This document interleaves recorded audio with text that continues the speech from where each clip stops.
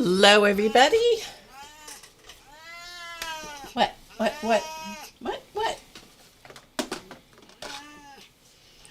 How are you? I hope you're doing great today. Chance is wonderful, as always. He's perfect. And he's letting us all know just how perfect he is.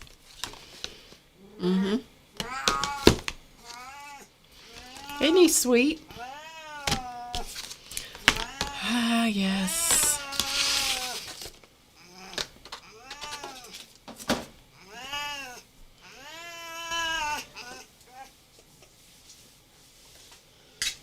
Here he is.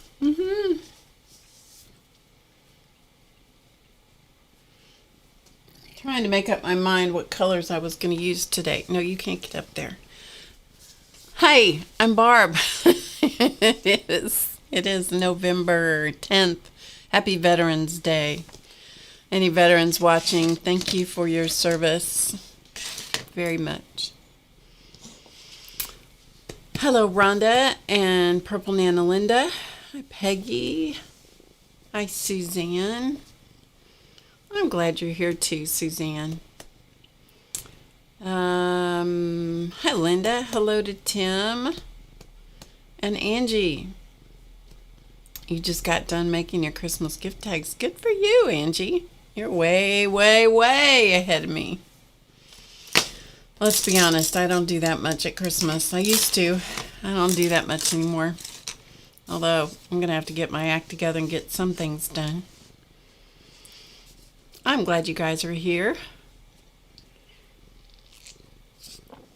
Chance is here with us, and he is enjoying life today. It is beautiful here today. Absolutely gorgeous. The sun is shining. It's crispy cool out. The leaves make everything crispy. The yards are beautiful right now. People are not excited because the leaves are coming down fast and furiously now, but they're still brightly colored, and it's just beautiful. It really is beautiful. Hi, Dorothy. So I'm glad you guys are here.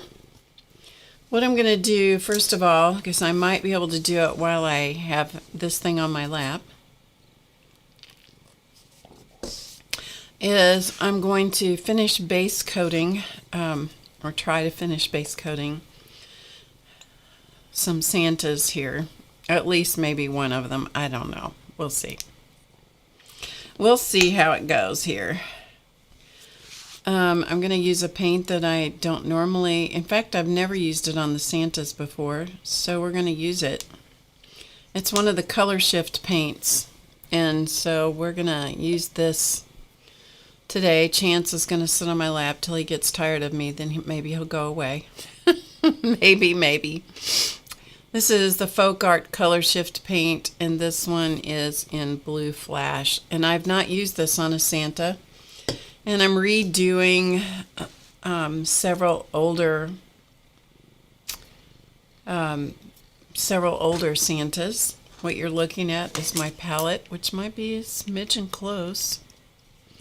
Maybe you don't need to see it that close. Chance you're going to fall off. Are you going to fall off my lap?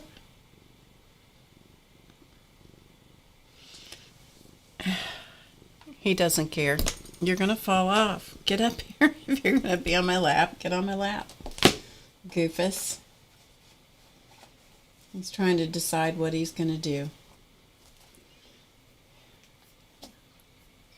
Probably he's going to get on the table and complain about life until he gets catnip, because that's what he does. Anyway, what I have here, these are some of these are very old Santas that Clausman did. This is an ornament, and I did not like the color that I had painted them.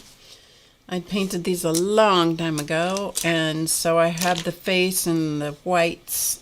First of all, I sanded them, and then I gessoed them. And so I thought what I would do, I base coated the face and all the white parts, re-base coated. And so this is the color shift paint And I thought, well, we'll try this and see how this goes. This brush is not in great shape. There we go. So we'll try using this color shift paint on this one, because this one had a navy blue. No, he was dark green.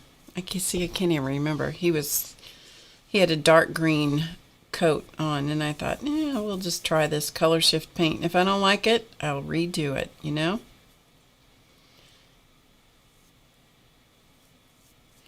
So I hope you all are doing well today. It's just so nice. Today, the first time I left the house was just a few minutes ago. Ran down to the closest Starbucks to grab a coffee. So that's what I did, and then I came back. Other than that, I have been right here at my table this morning working on things.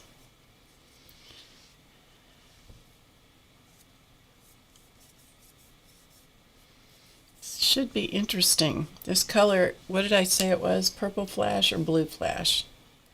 Blue flash. And so it is a yes, I've lost the word. It has a base color, but then it flashes to another color. So it's a, what is that called? It'll come back to me. Somebody in the chat will tell me what it's called. There's a specific. It's not iridescent. What is it? Hey, Shaz. Hi, Janet. Hey, Becky. Yeah, it's a color shift. Yeah, it's that, but it has a different name.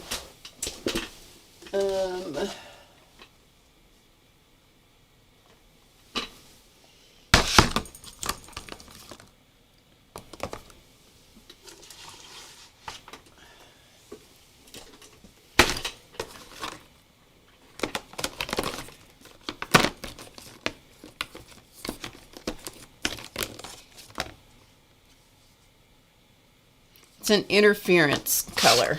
That's what it's called.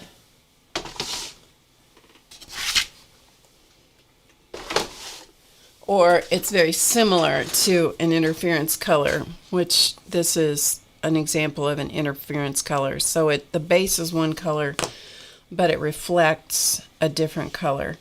And they look very different on a black background than they do on a white background. So anyway, they're not termed, they're not labeled as interference colors, but that's the closest thing that I can use to describe it to you. Anyway, but it's just very interesting, and I thought, oh, this might be quite interesting for using on this particular Santa. This guy is one of the oldest ones that Clausman did. I think this one was done in 98 or something. It's when we very first started producing Santas that we were selling. And this one, I had offers to buy, and I never wanted to sell him, and so I didn't. And then I don't know why, but I just decided the other day when I was looking at things, I thought, no, he needs to be freshened up. So that's what he's getting. And one of the things that when Clausman first started carving, it took me a long time to get him trained about this, what I'm going to tell you. He would make, and which is very typical of carvers, he would make these extremely deep cuts. And I'll show you what I mean.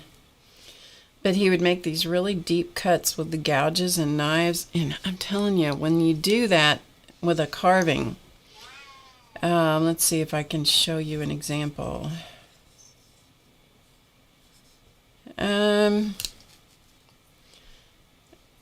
Any of these things where there's a lot of difference in the depth, and these crevices that go way down in, those are the deep cuts, and those are exceedingly difficult to paint, to get the paint down in there without slopping it on a different part of the carving, to get the paint all the way down in the crevice.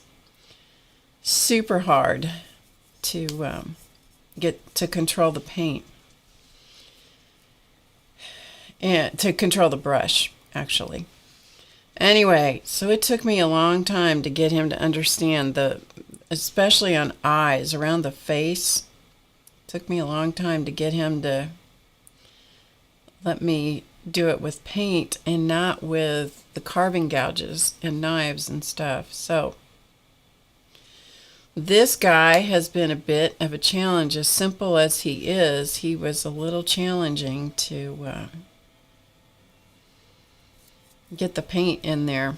It's not as hard the second time around because I fought with him the first time, the carving that is. I fought with him and told him that he was going to have to cooperate with me, and that's the how of that. He wasn't sure that he wanted to, however. This guy was pretty stubborn.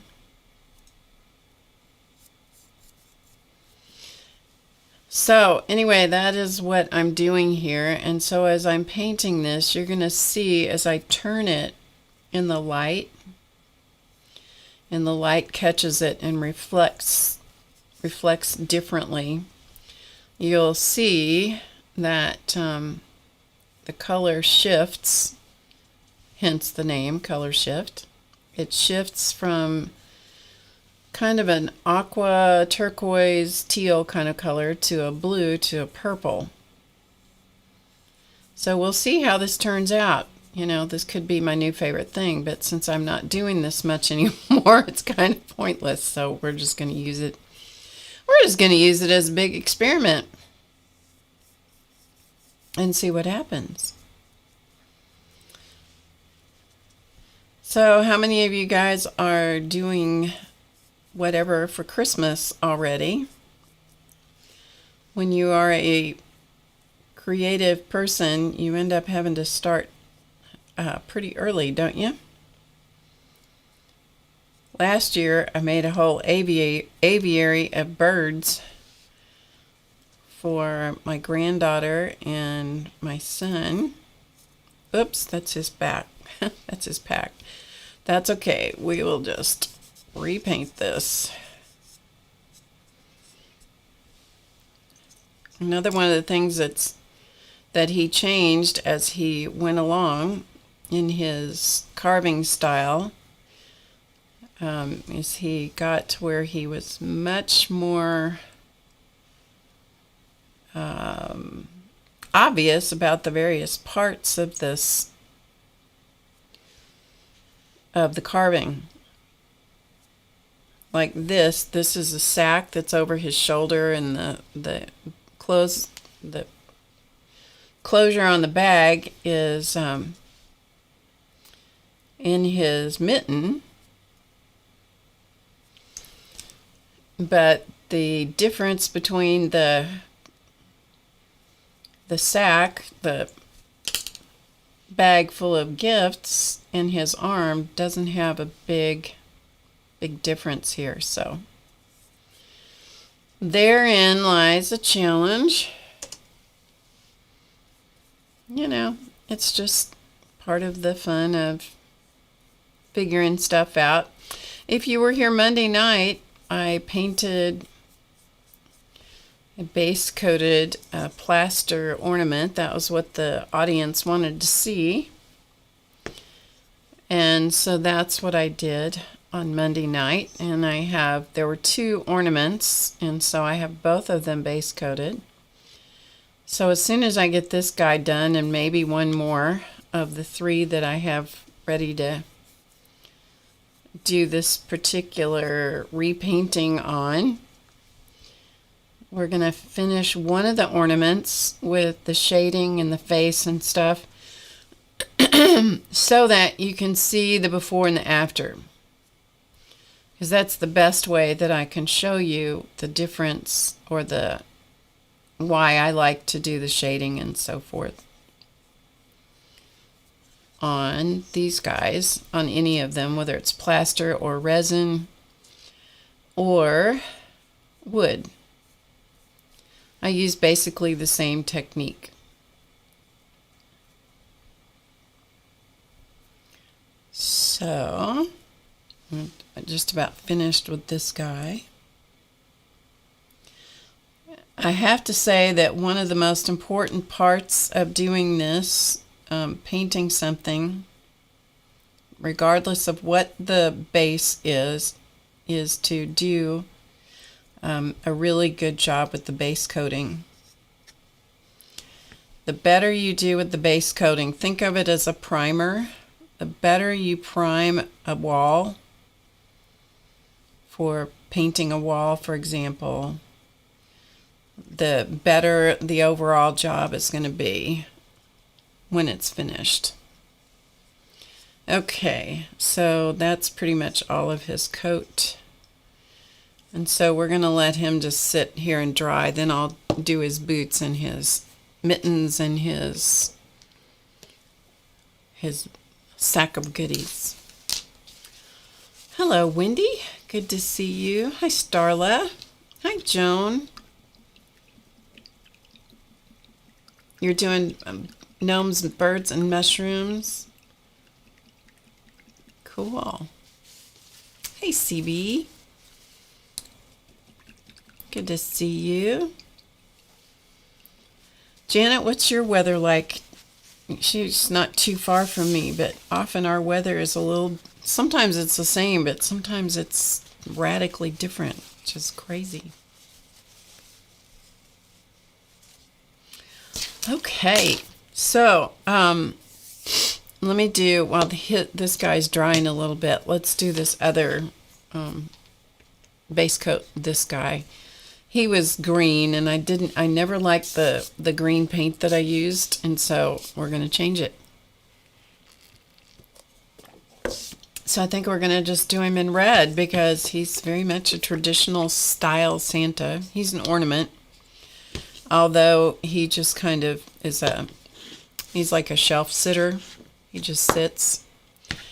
But this could easily have a screw I put in and make him into an ornament. So we're going to just turn him into a traditional guy. It's chilly and overcast. It's gorgeous today.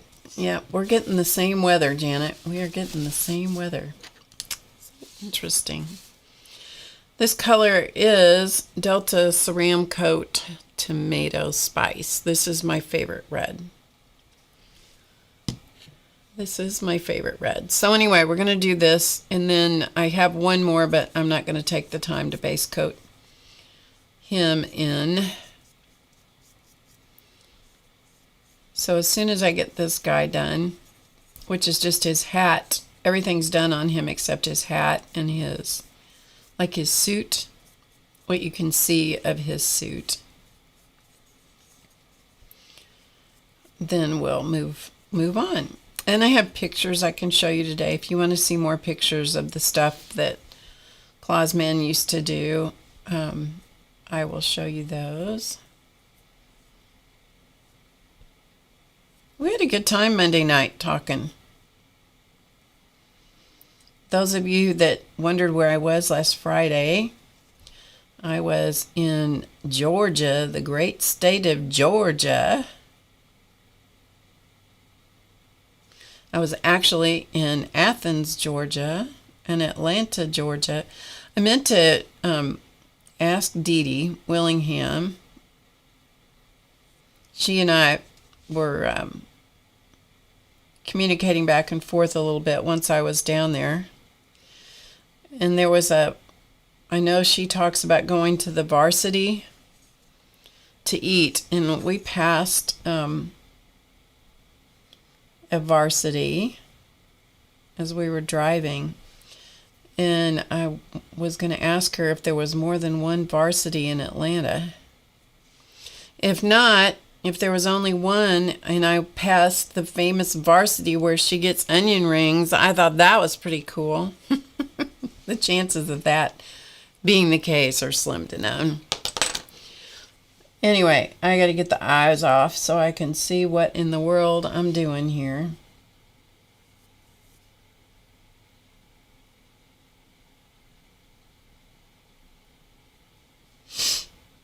When I was a kid, my eyes have never been super strong. I'm very grateful for sight. Super grateful to be able to see. And I remember my eye doctor telling me, because he was always a little bit surprised at how rotten my vision was when I was a kid.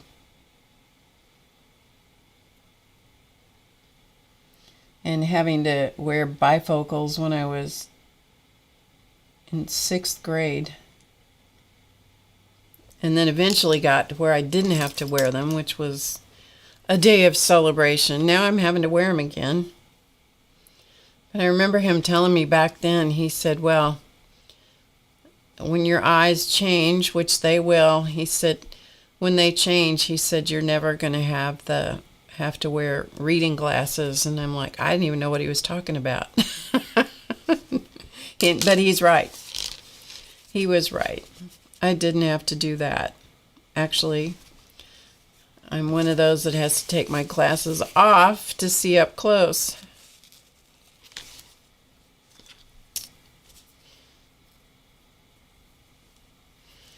Being sloppy with the paint here, which is not, it's never good to be sloppy with the paint.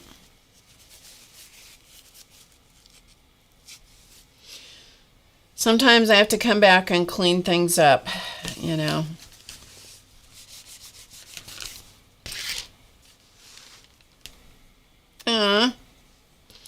Where in the world am I? I must have had it on my fingers.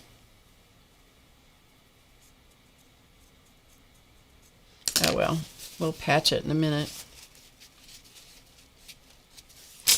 That's the kind of stuff that gets just super annoying when you make more work for yourself.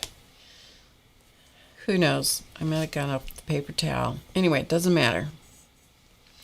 Doesn't matter. I'm just here to chat.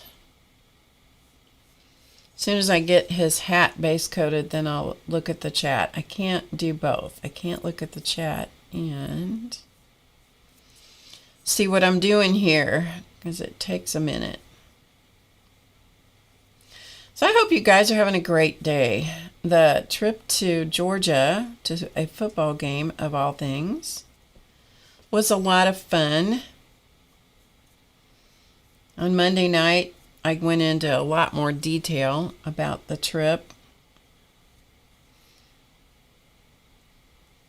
So if you want to watch that, you are. If you want to hear the long version, you can hear that on the stream previous to this one.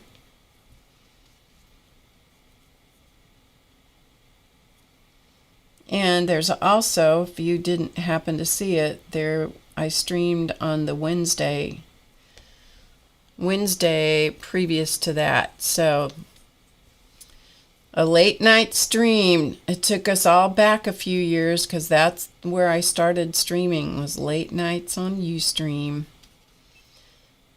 Yeah, some of those streams back then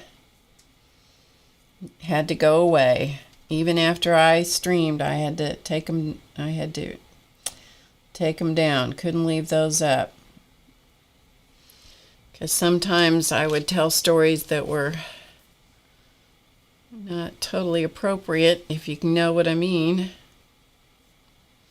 They were appropriate for late night, but they really weren't totally appropriate. Yeah, those were the good old days, weren't they?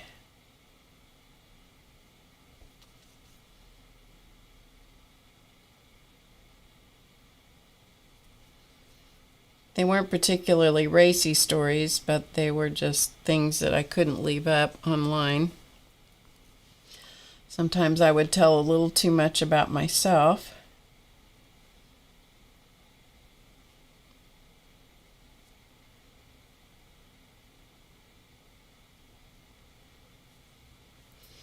Okay, we've got his hat base coated here, so we'll let him sit and dry a little bit, and then I'll patch his face, and yeah. Anyway, all right, let me check the chat here for a second.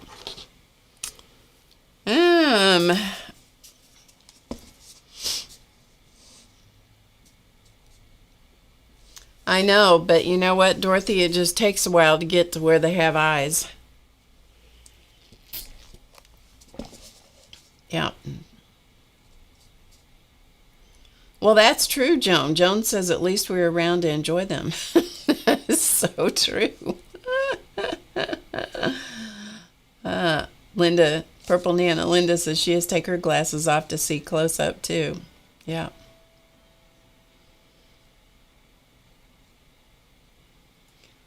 Hey, Barbara Clark. Good to see you. Okay, I think I'm caught up. All right, let's finish off painting this guy.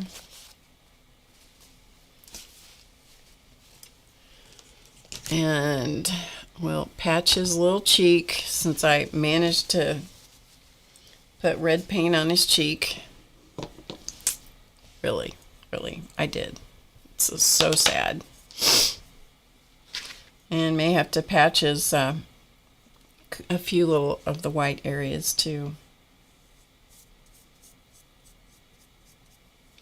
How about while I do this, well, I don't know. I have to be able to watch the chat if I do some of the icebreaker cards. I need to have a story to tell you, and I don't know what story that will be right now. Anybody have any questions for me?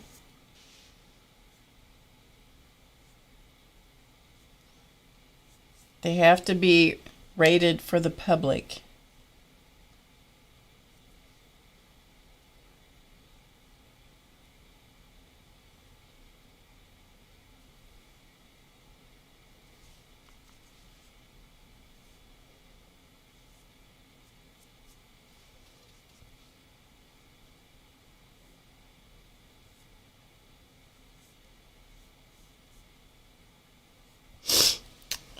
My hand is not very steady at the moment for some reason.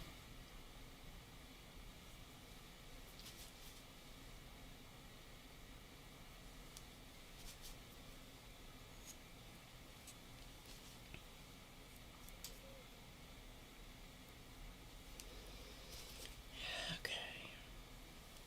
I learned something new that I didn't know. I was talking to a friend of mine last night on the phone. This is totally off the subject of Christmas or Santas or anything. I was talking to my friend, and she had come down here from a different area in Missouri to watch her granddaughter. She was running in cross country, and her granddaughter,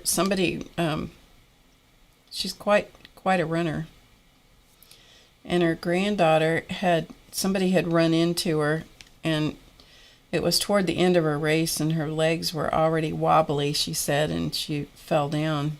And I think she said she fell down twice, which was super unusual for this young lady. And then somebody came over, and I guess from her team, to help her get up, and that was not allowed. And they got penalized significantly for that. And so they finished very badly in their race, and of course she felt terrible because she felt responsible for the penalties and stuff. I didn't know that they did that. I guess I guess it makes sense, but I didn't know that. I had no idea. Tells you how much I am familiar with cross country. Let's see, I'm not at all familiar with it, so I didn't know that. And I thought, well, what kind of sportsmanship is that, for crying out loud?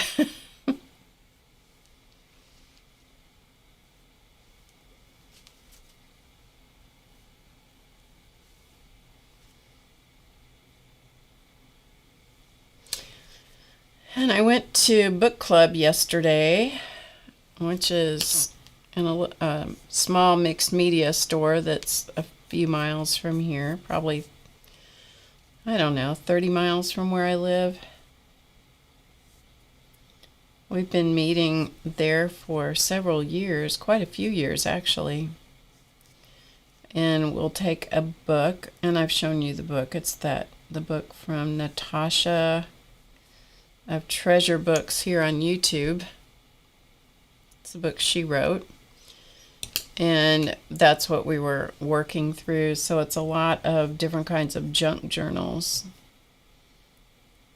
And so we've been having some really interesting show and tell, because there have been a lot of people that were interested in that class, which is great. And I prepared a cover yesterday. I took because everything, most of the things, not all, but a lot of what Natasha does is either recycled things or, repurposing something like envelopes or a purse or a book cover or... I'm just looking here. So she does a lot of that. So anyway, I was trying to do that. I don't do that real well. She's much better at it than I am. All right, we'll see if I can manage to not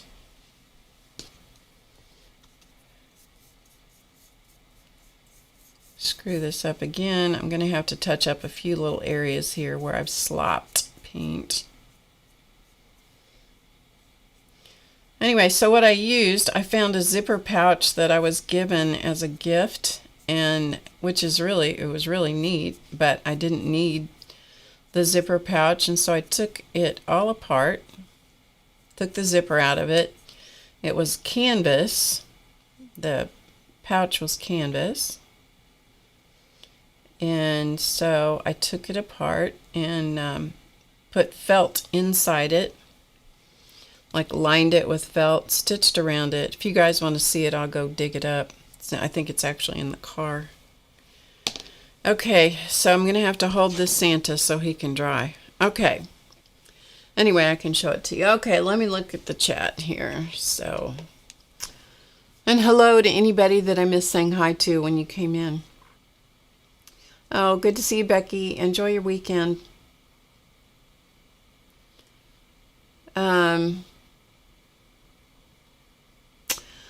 My niece, the one that we were remembering and praying for, actually passed away last June. Yeah.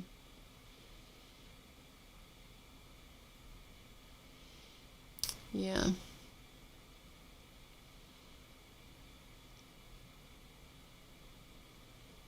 Sorry, I'm missing some of the chat. I was just going back to watch.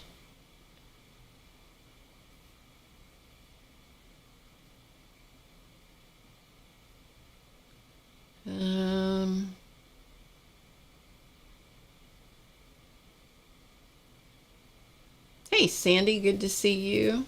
I don't know if there was anything else that I missed. If I did, CB, oh, she was talking to Joan. Okay. If you have any other questions or comments or whatever. All right, so this guy is, he's kind of put together, but I'm going to have to patch a couple of things, but I need to let him dry. So I need to find a thing to put him in. Maybe I can stand him up right here in this basket. On Monday, somebody left me a comment. I think it was Kathy Patterson left me a comment after the stream, and she said that she thought my paints looked like they were in a Longaberger basket, and she was absolutely correct. That is what they're in. And I know some people would actually faint thinking that I had put something in a Longaberger basket since they're no longer available, but you know what? My dog toys are in a Longaberger basket too. But I only ever had one dog that chewed a basket. And so I just glued it back together and clamped it and called it good. Because I thought, I get stuff to use it, you know? I buy things to use, not to just put on a shelf and look at, you know? All right. So, how about, let's go through some pictures here for a minute. That'll give that paint another chance to really set up. I need to finish his mittens and his pack and his boots on this guy. We'll do that in a minute. It's kind of cool. That color shift paint is kind of interesting. You can see it from, kind of see it as I rotate it. See it flash to purple. It's kind of interesting. It's kind of a nice color. Anyway, we'll look at some carving images. So this was, okay, these are old, you guys. These are super old. This is when I was doing them in small books. So there I am painting, and there is Clausman carving back in the day. That was a long time ago. I don't even know where that picture is. That was a long time ago. That might have been at a, where was that? That must have been in somebody else's studio space. He must have been taking a class or something. I don't recognize any of that. Yeah, that's not my mess. That's somebody else's mess. This is my mess. So one of the things that he did were hillbillies.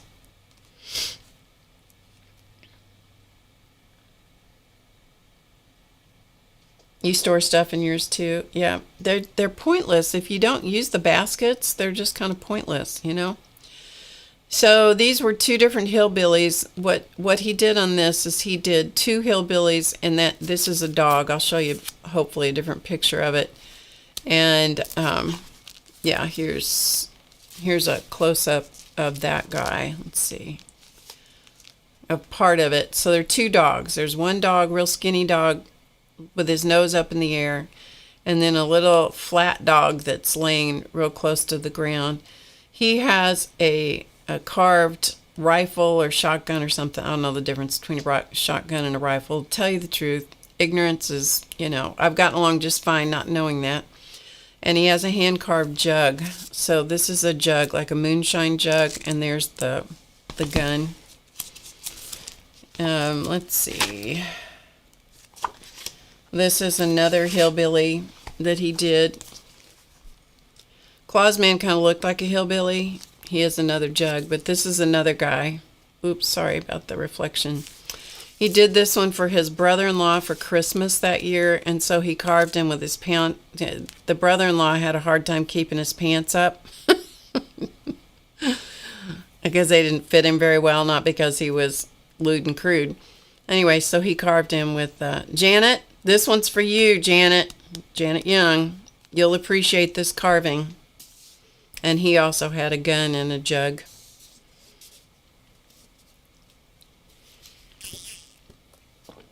He did. Is Janet still here? If she comes back and she didn't see what we're talking about, I'll have to, I'll go back and show it to her. So here's a grouping of, these are old pictures I know, right? Janet did her whole Inktober thing where she put butts on everything. Janet, that's a bona fide butt carved right into that guy. I know you can't see it very well because the picture's crappy, but these are old photographs. Anyway, this is a collection of a bunch of his things that you can see. So he carved several horses. These are shoes, wooden shoes, which is a very common thing for somebody who's learning to carve those. Here's another one of the dogs. That's what that skinny dog looks like from a different angle. These are finches. There are two finches right here. There may be a better picture of these coming up. I don't know. There's one on a nest right here. This one is on a piece of driftwood. We made a nest for this bird out of the carving shavings of wood that came from the bird. So there's a nest of wood shavings. I still have this piece. This is a set of cardinals right here, male and female cardinals. There's a pig. This is a sign that he did, a relief carving. It says NBC because our business back then was called North Boone Construction. This is that hillbilly piece that I showed you. This is a cowboy boot. There's another finch on a piece of driftwood.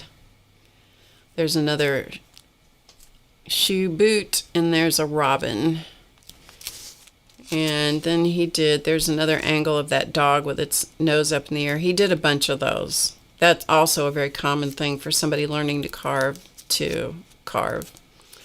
This was a hunting dog. I don't know what he did with that. I think that went to somebody, but I don't know. There's another pig.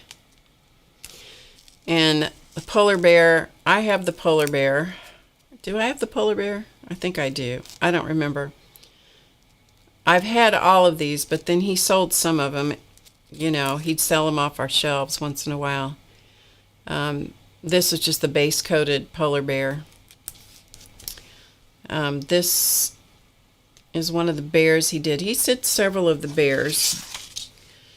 So a pile of, I don't know, whatever, rocks or I don't know, whatever. We tried to always incorporate kind of a landscape, you know, a finished piece, so it wasn't just a piece of wood.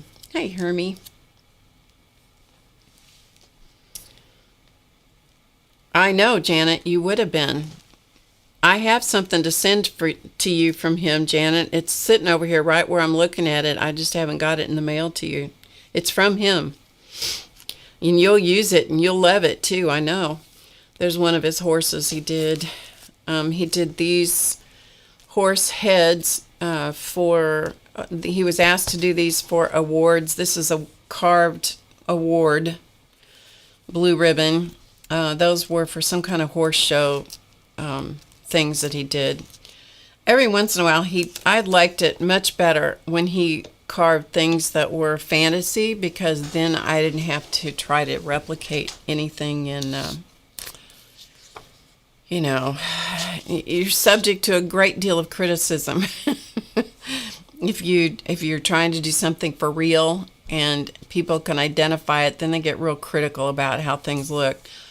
So I always liked Santa and elves and snow people and that kind of stuff much better. But anyway, whoever these went to, they liked them, so it's good. It's all good. This was a commissioned piece. Somebody wanted a unicorn. I can't even imagine how horrible this was to keep clean. We set it in a nest of some kind of fluff stuff. Yeah, really, really bad idea for trying to keep that clean. But anyway, it was a commissioned piece. Color's really bad on these. This piece I liked a lot. This is a wood called butternut. That's what this is. And so you have all the grain and the butternut. The reason I love butternut is because you carve it and you let it, you just finish it. So, yeah, I didn't have to paint them. So I like that. Hey, Ann. No, he didn't carve you a big butt. It's just part of one of his collections, Janet. But it's a thing that you'll like. If I had a big butt, I'd send it to you. I do have a big butt, but I can't send my big butt to you, so I don't know. Anyway, here's another one of his pieces that we did for a client as a gift. Here's another one of his horses that he did. He did 2 of these, I think. There's another view of it. And then we did a bunch of ducks. These were, they're decoys, but they're not, they're not usable decoys. They're just decoys to sit on the shelf. So we did several of those. Those are another thing there's a mallard decoy. That's another thing that was, you could get so criticized for stuff like that because, well, it's not real. So, whatever. This is a quail that we did. I still have this piece. And this is where we were trying to elevate it off the background. So, we didn't have sense enough to use just plain, glasses that didn't have any printing on them. So they have high V glasses right in the display. This is back before our photography skills improved. Remind me to tell you the story about the quail here in a little while. This is another quail. I have both of these pieces, this one and the one before this. This is a quail that's a quarter scale. Let's see, no. This is the size of a quail. This one is. This one was done in oil, I think. This was back before I started doing things with acrylics. So, yeah. So the story about the quail involves this bird. I'll tell you that when I go back and paint in a minute. There's the other one. We used a lot of driftwood to mount things. And he did some walking sticks. This is one of them that he did. I don't remember who he did this for somebody. Remember I showed you some of the goofballs, which are the golf balls that he carved. He set that into the handle of this. I think this is willow walking stick. You could buy these where they were just branches. They still had all the bark on them and stuff. And so he would strip the bark. And then he would, carve things into it. He gave to somebody, I don't remember who, but he inset one of the goofball faces into that. Janet, were you here when I showed the cane poles, the poles that had all the cane segments on it, and there was one that had 4 things on it. It was an exchange deal, kind of like an ATC, but it's carvings, and it was one that Clausman was in, and on one side was the head, the face of a Santa, and somebody did a bucket of coal, and I don't know what else. And anyway, there was one space left when it got to Clausman on the opposite side of the face, and so he carved a butt on the back side. Yeah. That's right, Dan. It'll become a weapon. I can believe that. This is a mourning dove. And there's a bigger picture of it.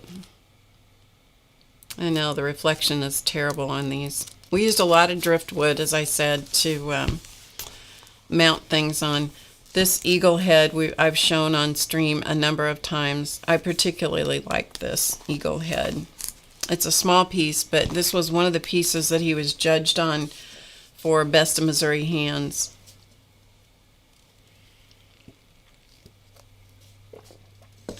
When did I share the cane poles? Probably about 3 streams ago.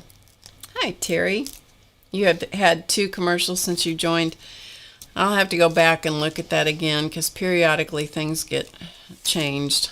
YouTube is always making changes in things, so I'll go back and check it again. This is an eagle that's a quarter scale. So this is a quarter of the size.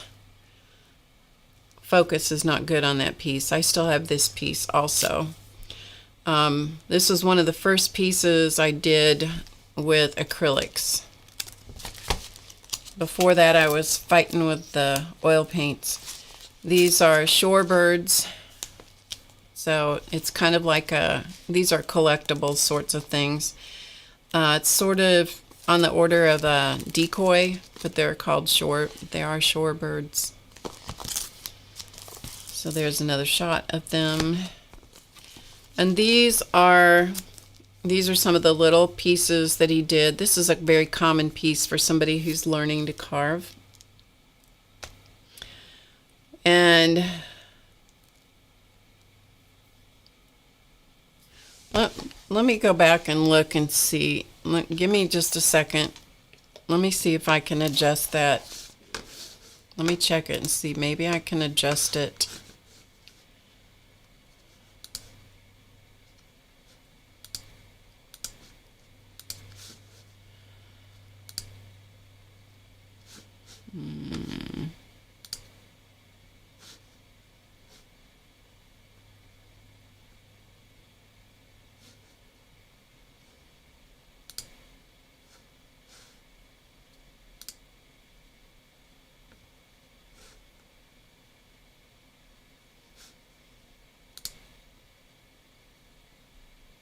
Okay, maybe that'll help. I made an adjustment, so maybe that'll get rid of it. Okay, we'll see. All right. So this is a buzzard, is what this is, or yeah, buzzard. And so this is another real common thing for people learning to carve to do. He carved many of those. Let me know if you're still having trouble getting lots of ads. We'll see if I got it stopped. And this is a little miniature. It's about this long.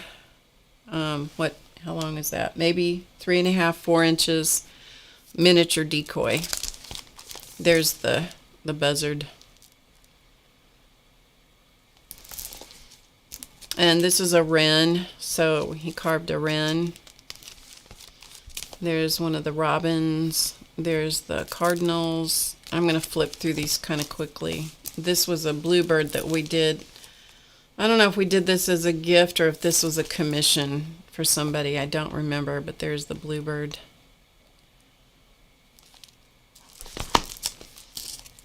Another shot. Maybe was this the same bluebird? Yeah, it's the same bluebird. This is a terrible album to try and show because it doesn't want to stay open. Okay, these are the finches. I don't know if I called those finches before or not. Goldfinches is what they are. I think I might have said something else earlier when I had a brain fart. There's a shot further away. Now you can really see the detail of the nest. Those are all shavings from the bird itself.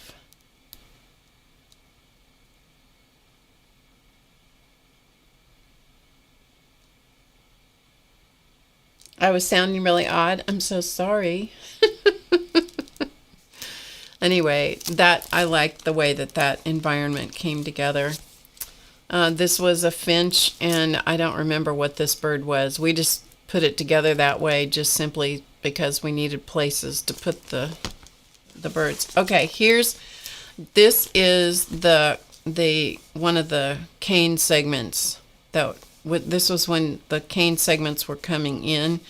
This is the one right here, I think. No, I don't know that that's the one. One of these has the butt on the other side of it. Anyway, here's some of his cowboy hillbilly faces. We just displayed them in boots, just, because. And then we put these on corks, so they became bottle stoppers. So there's some of the boots. There's another one of the boots that I did some stroke work painting on. Once in a while he would carve in driftwood. So that's a face. Maybe you can see. These are morel mushrooms that he did. This is a quarter scale carousel horse. It's a big piece, and I did this I painted this one a long time ago. So it's pretty garish in color. But anyway, it's this is one of the small carousel horses. I think I still have this one, but it's a much smaller. It's like probably 16th scale. There's a more of a detailed shot of the quarter scale horse, complete with teeth. A lot of detail in that one. This was another small carousel horse that we did.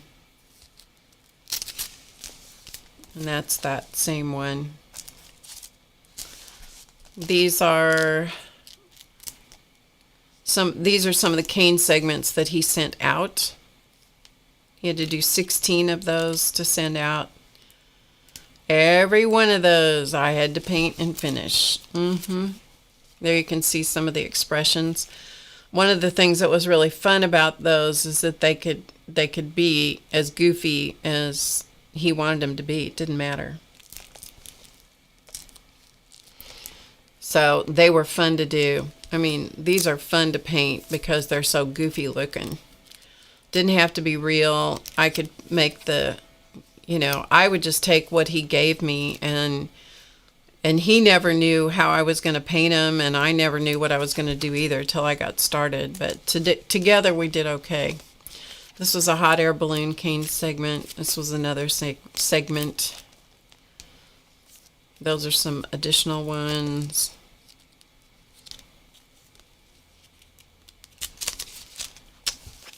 There's another shot. This was another one he did, cane segment.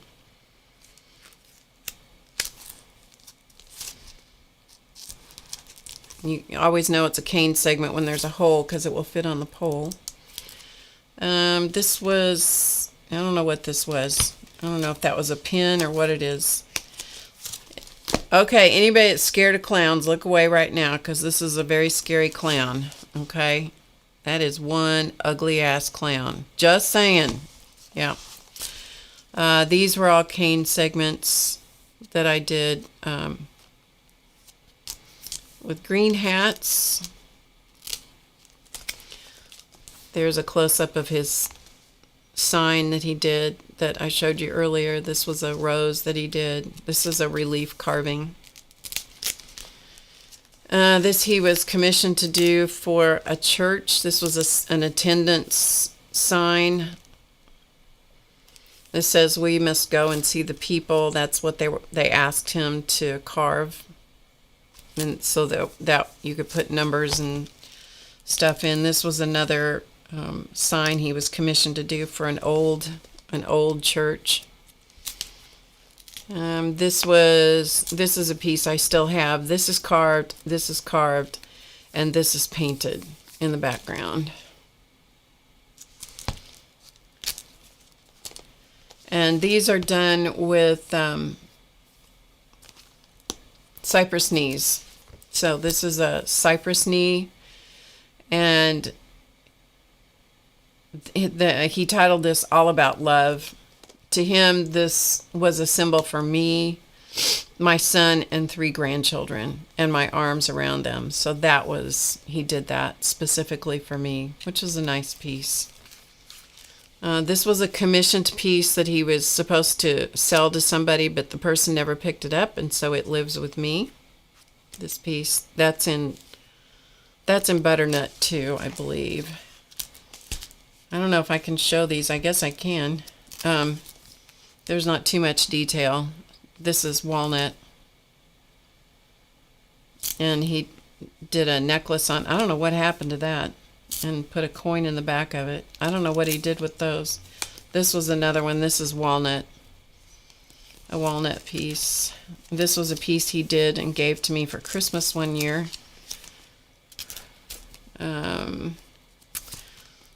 So this is, I think from a class he did one time, and that might be too. I don't know. I don't remember. No, we did that for,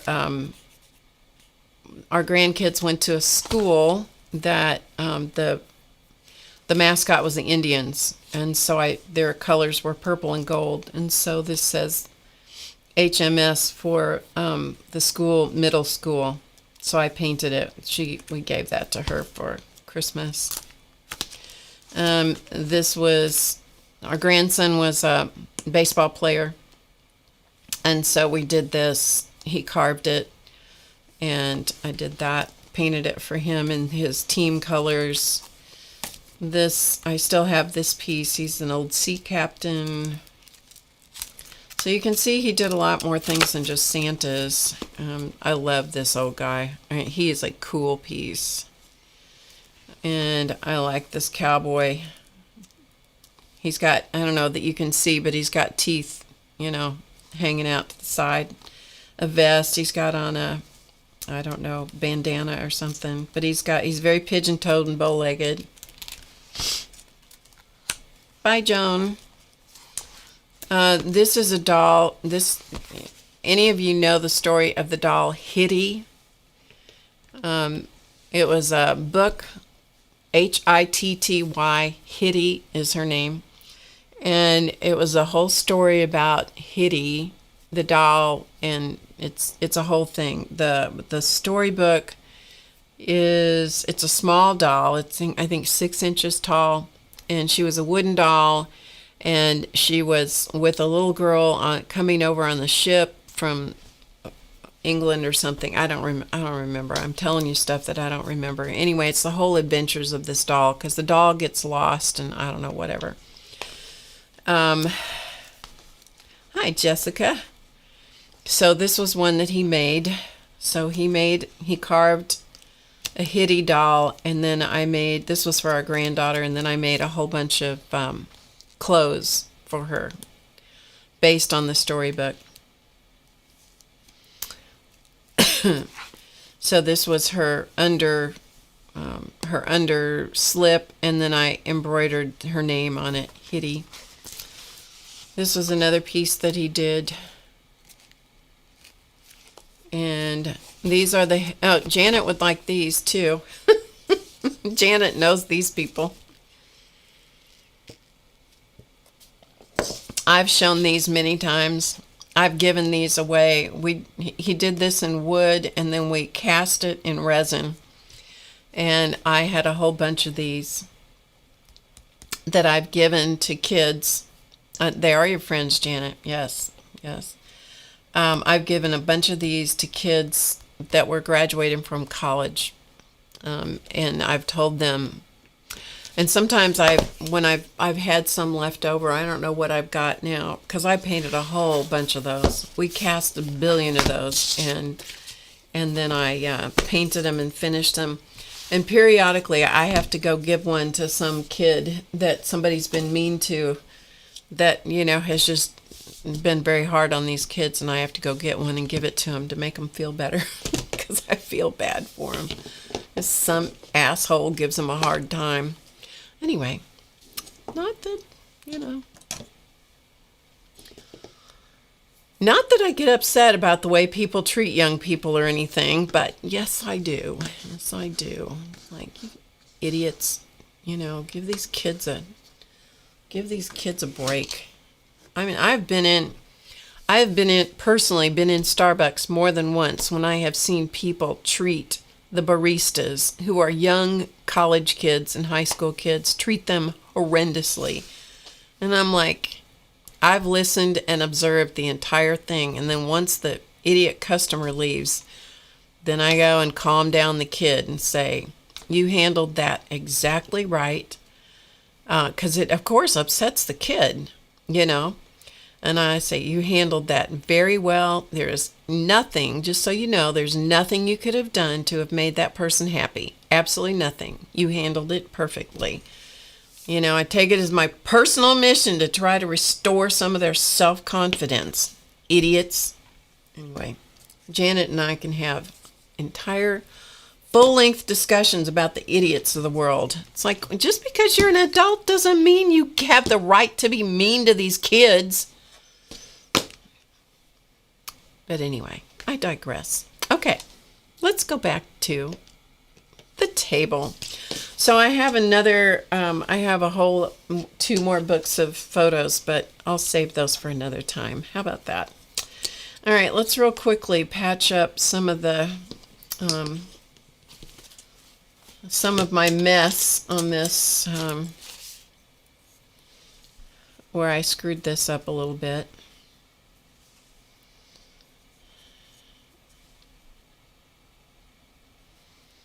So I'll tell you the story of the quail while I do this.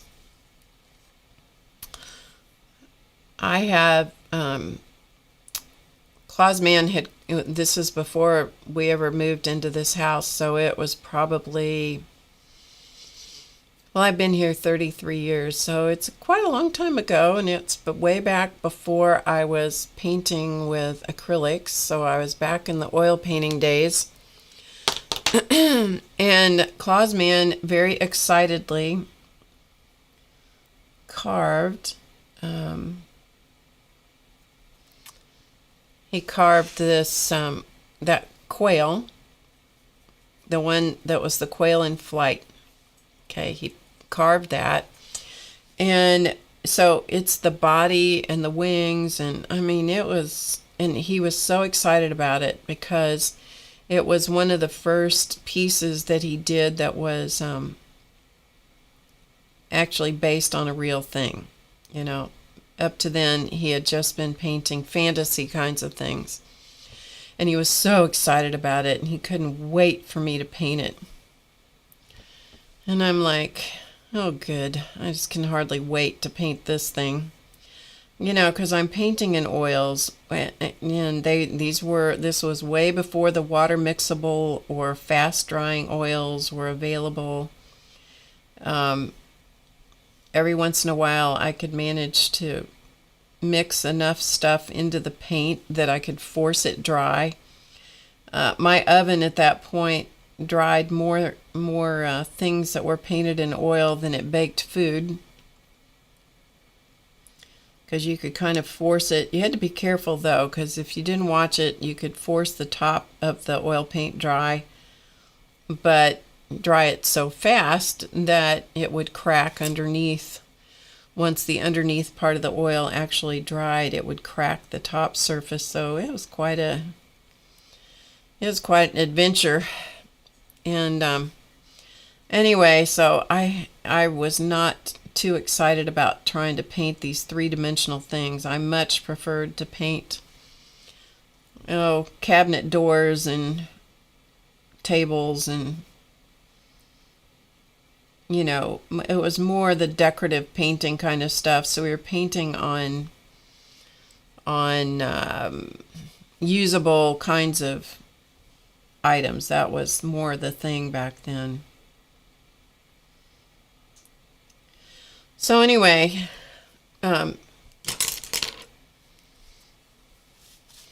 he gets this quail carved, and he's so excited about it.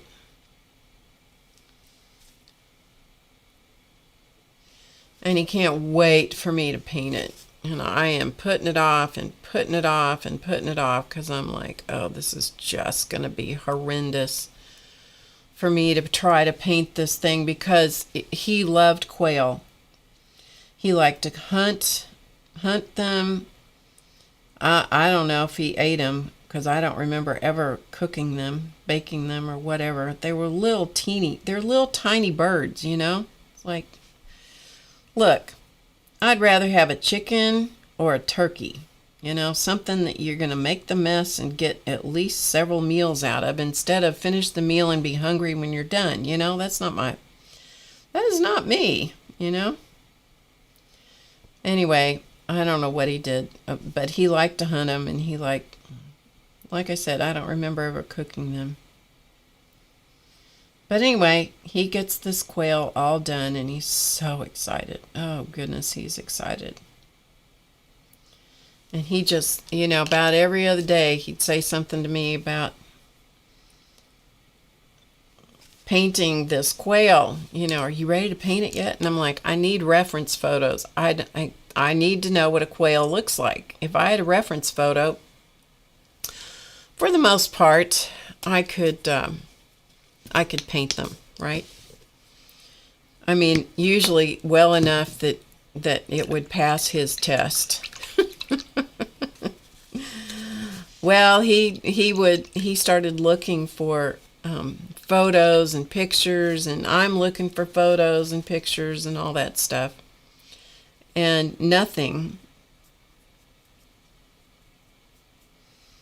I couldn't find anything that passed his test. Okay, I think you're close enough that I can paint you, man. Okay, we'll put him aside.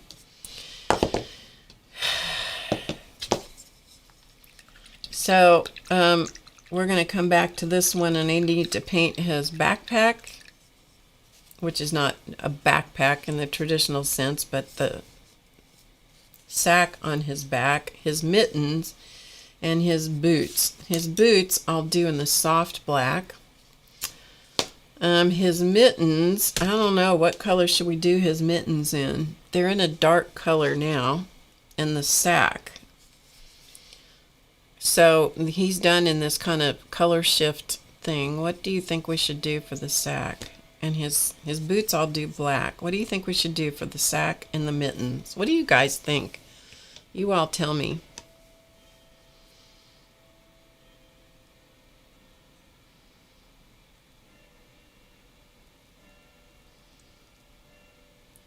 Anti-Karen. You know, one time, Janet, we had a contest to name the head up the butt guy. We had a contest, and APG Jamie named him.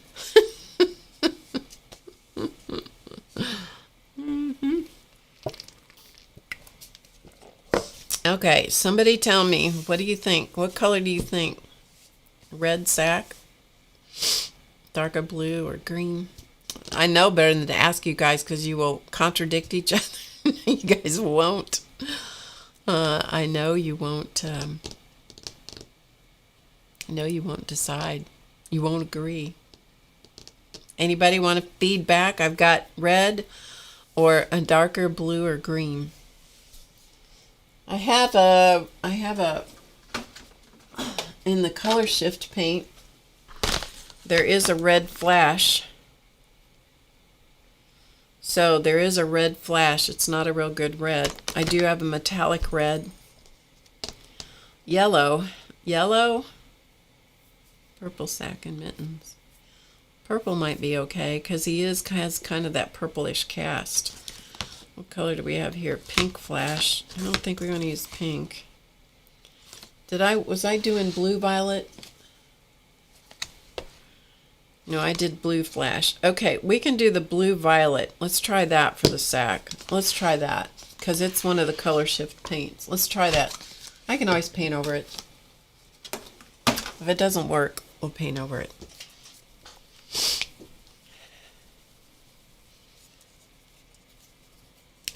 So anyway, back to the okay, so we'll see how this looks. This is the blue-violet flash, and the other one that I used is blue flash. So they're similar, but they are not the same. So, whoops. It'd be nice if you could see what I was talking about. So this is the blue, the color that he's base coated in, and this one is blue-violet flash. So let's try this for the sack. We'll see what it looks like. Okay, so decision made. We'll see what happens here. So anyway, yeah, so he's so excited. Let me turn this so I get the right color. He's so excited because I'm going to paint this. I don't know if this is going to be enough contrast of color. It's all right. It's okay. Just go for it, Barb. Yeah, it's a little different. All right, we'll do it. So he's so excited for me to paint this quail, and I am putting him off because, you know, I mean, I got pictures, I got catalogs, and he's collecting things, but every one of the renditions of this quail was different. Every single one was different. Every picture, and I'd say, is this okay? Is this what a quail looks like? And he'd say, well, yeah, but it's a little different than that. And I'd say, well, what is it? How is it different? Well, I don't know how to explain it. And I'm like, okay, well, okay, until we can find the reference photo, I'm toast on this one. So anyway, I finally found some, I don't know, it seems like it was postcards or something I found that had a quail from, quail in flight. And a quail in flight looked a lot different than a quail on the ground, with its wings folded in and all that kind of stuff. I was like, God, I don't know how I'm going to manage to do this and satisfy him. And I really only wanted to paint it once. I was not excited about having to do it several times, right? Okay, I gotta concentrate here for a minute.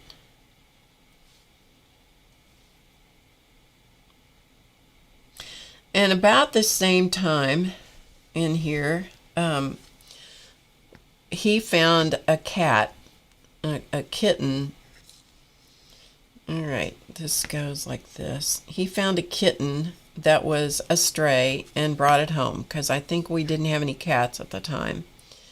And he had a pretty soft spot in his heart for stray animals. And so he brought this kitty home. It was a darling little gray tabby cat.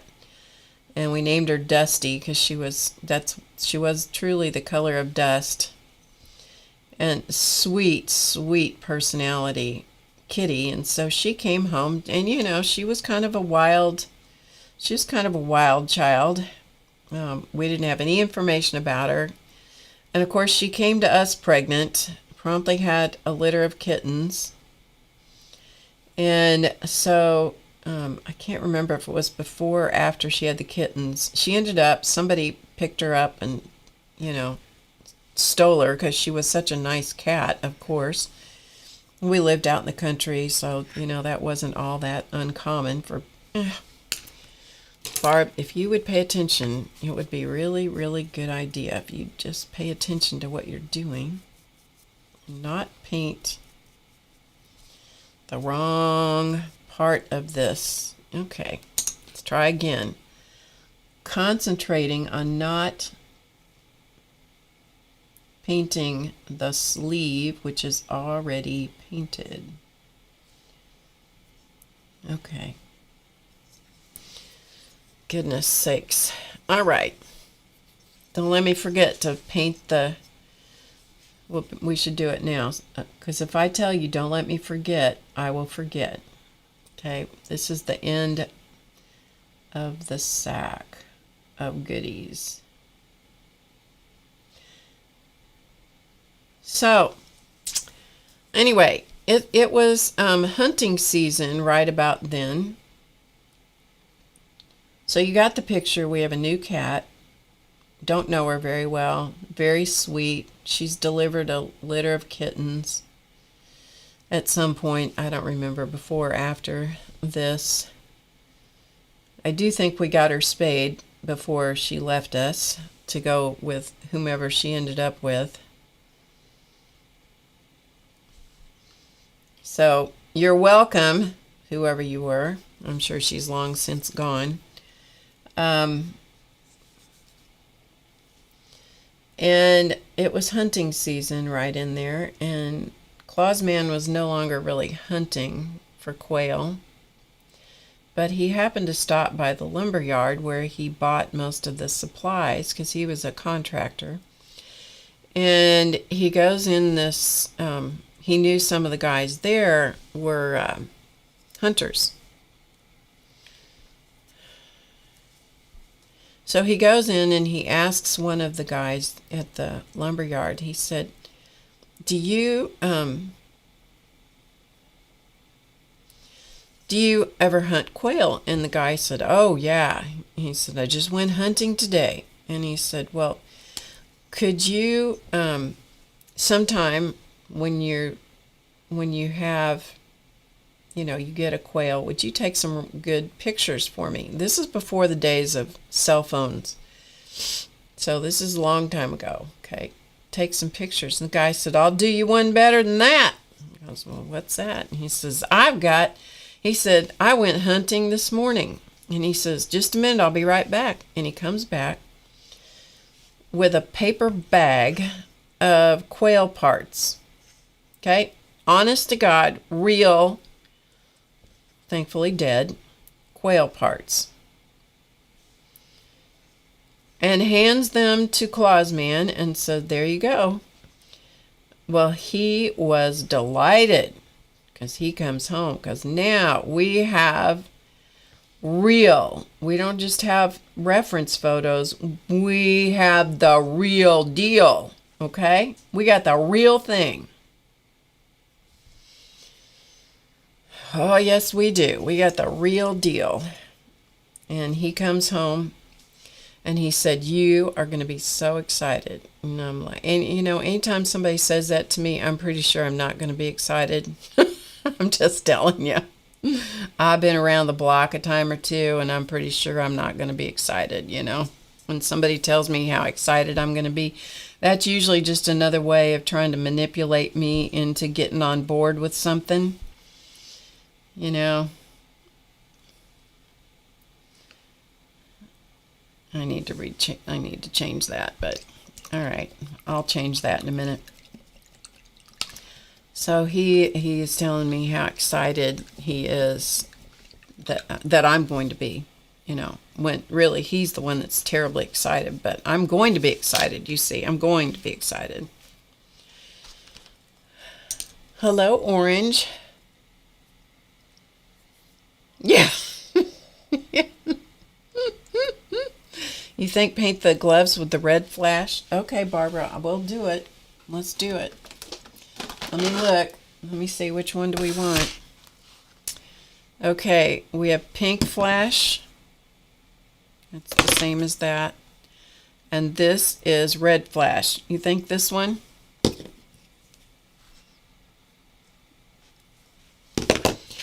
Okay, pink flash is on the left, red flash is on the right. What do you think?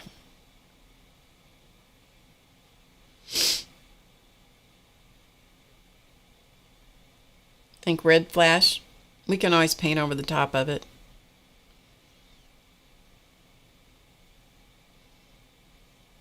CB says pink. Barbara Clark, what do you think?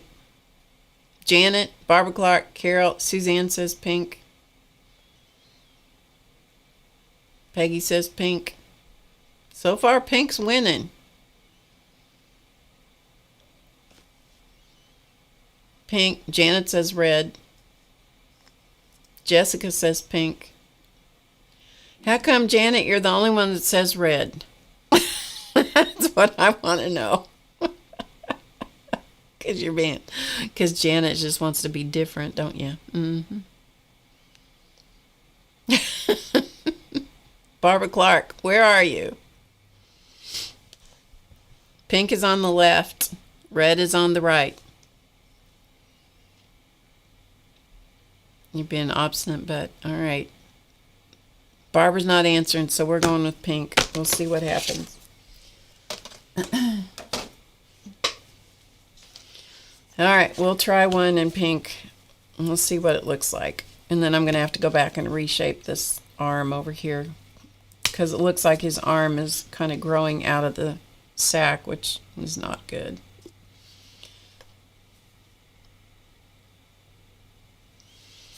Okay, so where was I? Let me reshape this here before we go further. Okay, this should come back like this. This is this one. Okay. All right, let me reshape this real quick here.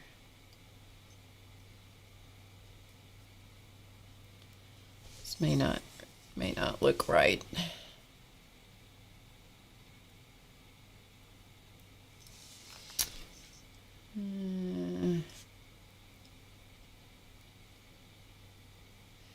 Fortunately, these colors are pretty close to the same color, so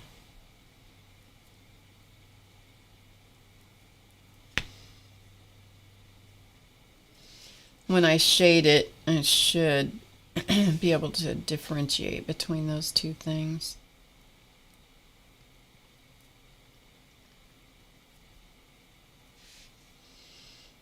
All right, if I can just remember it, it's gonna look better if I can remember the difference.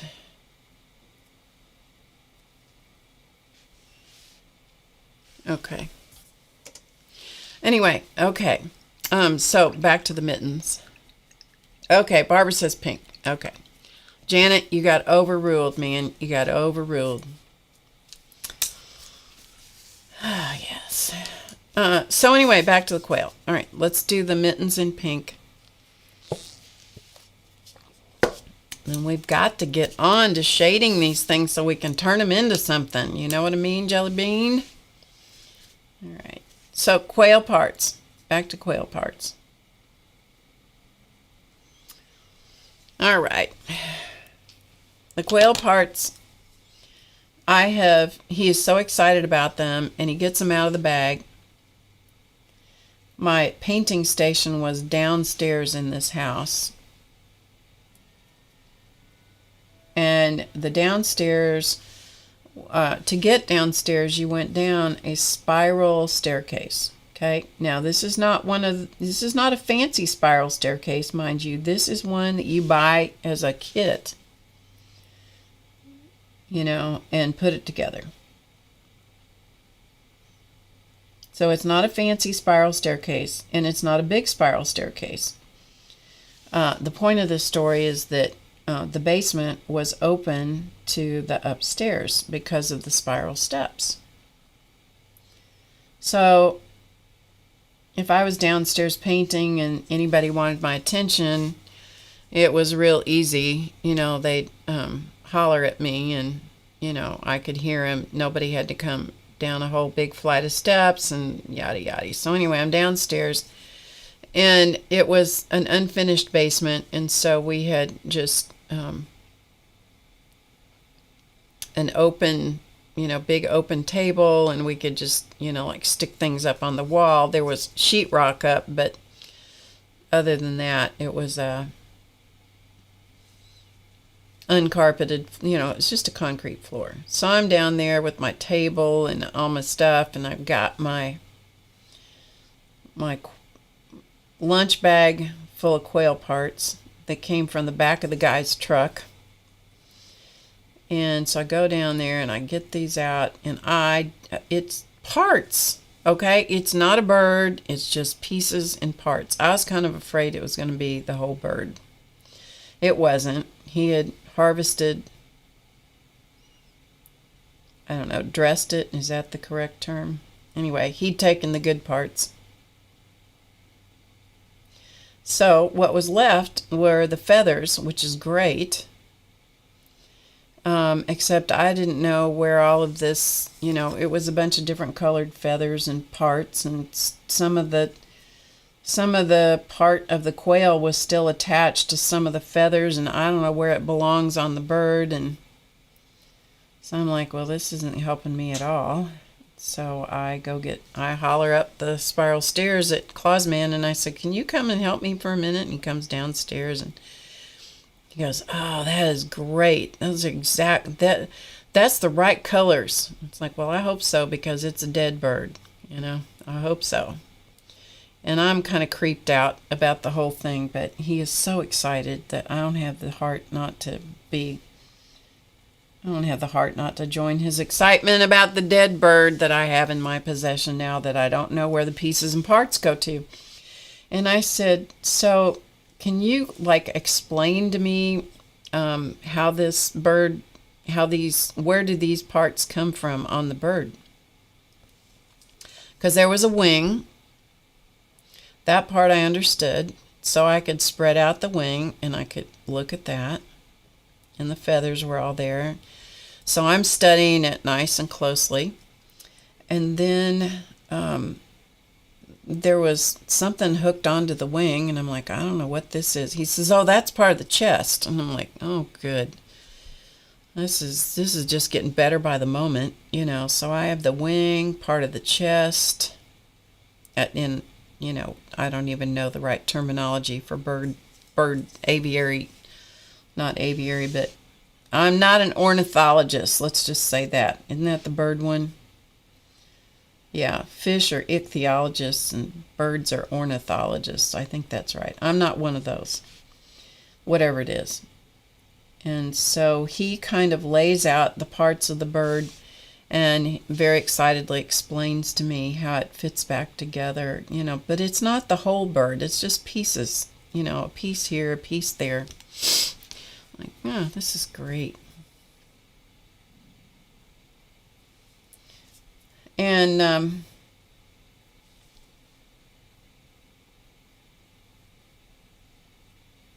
sorry, I had to clean up a minute here. Okay. Oh, goodness. So I take a real, and there was part of the tail feathers too, I think, as I recall. So I had part of the chest, part of the tail, and most of one wing that I could look at. And I'm like, okay. And these are pretty fresh bird parts. So I know I've got to, now I'm under the gun. I got to get this thing done before this all starts rotting and smelling, right? I know. Aren't you glad you came today? I know you are. I know you're so thrilled to get to hear stories about dead birds and stuff. But, you know, you just never know what you're going to hear over at my stream. You know, it could be really good stuff. At Janet's stream, you hear about butts and things, and she draws butts on things, and I tell you about dead and decaying birds. It's, you know, it's very educational over in our part of the world. Janet and I don't live too far away from each other, so I think we actually, Janet, I'm going to be in your neck of the woods again before too long, actually.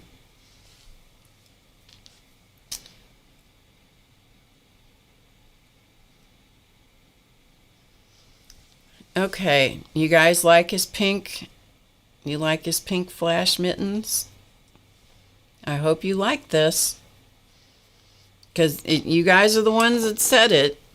I hope you like it. There's the purple. Okay, his arm looks a little better than it did. I think, yeah, his arm looks better. And there's his mittens. You guys like it, okay? Butts and guts. Yes, butts and guts. I wonder what the black flash would look like for his boots. You think that would be bad? You think I could get away with I've not done this flash paint for all this. That's kind of gold. Do you think I could get away with that? I don't think so. I don't think I can use black flash for his boots. Do you? What do you guys think? You like it? Yeah, I like the way the color looks. I think the color's good. I think the color's okay. You think I can get the black flash? You think that would work for his boots? It's really kind of a greenish gold. I don't know. Oh, well, what the heck? We'll try a little bit of it. If it doesn't work, I'll just paint it out with black paint. What the heck? You think so? All right, let's try it. Okay, so I fortunately studied this the night he brings all this stuff home. Oh, don't bust on me, you little plaster boys. I study the bird parts. Okay. Let me see what you guys are saying. Use the black flash, like you said. Yep, I can paint over it. All right, we're gonna flash him with the black flash paint. All right, let's see what happens. Here we go. Okay, so I'm painting.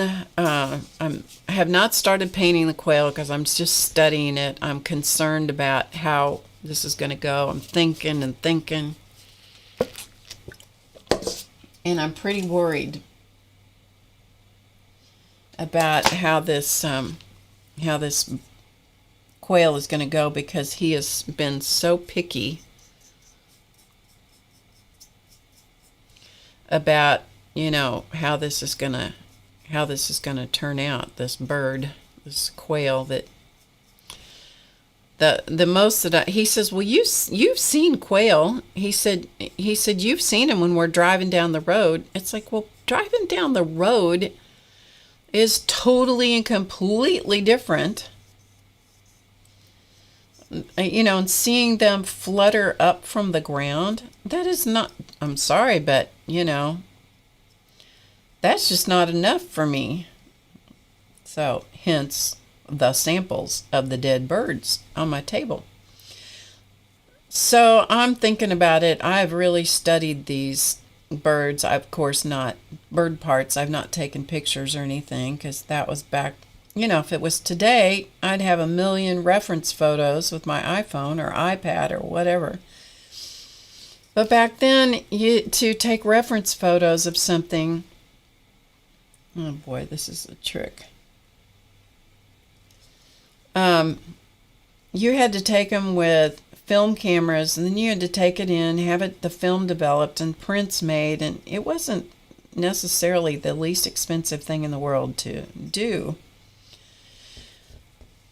So my option was to just study this, which I did. I looked at it a long time, and I thought, you know, tomorrow morning after son goes to school and Claus Man goes to work, I'm going to spend the day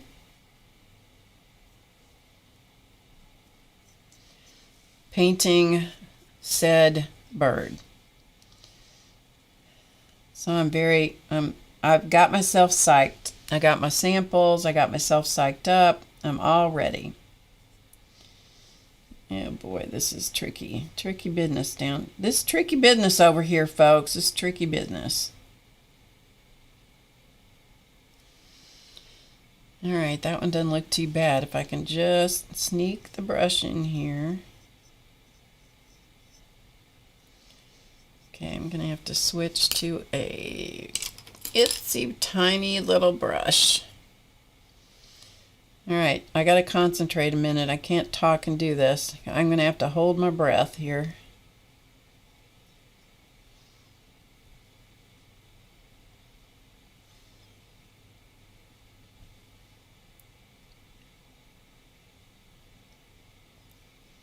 Honestly, I don't even know how he carved this stuff, let alone expect me to paint it. All right, I think he looks okay. All right, now, whew, I can breathe a little bit and do the other boot. All right. So next morning I go downstairs. I'm going to just let this sit for a minute. So the next morning I go downstairs, down the spiral stairs, table. I'm ready. The parts of the bird, you know, the wooden carving parts are all there. I'm expecting to go down, and the bag is going to be there. Everything's going to be ready. I'll get the bird parts out and lay them out and then start painting. And I go down there, and as I'm going down, Dusty, the new cat I told you about, met me. She's going up the stairs, and as I'm going down, and she's kind of licking her lips, and I'm like, oh no. No, she did not. She did not, right? Hey, Kathy. It's like, she did not, but she did. She had sussed out the bird parts, and she'd had a meal. I was left with 2 or 3 feathers, and that was it.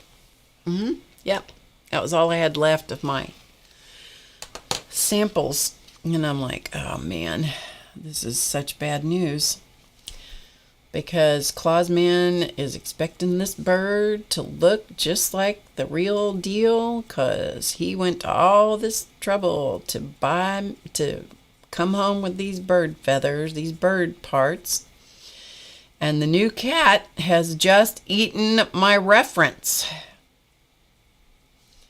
I'm like, you have got to be kidding me. Of course, it's too late. What am I going to do? Make her puke them up? You know? What am I going to do? Yeah, she ate my bird parts.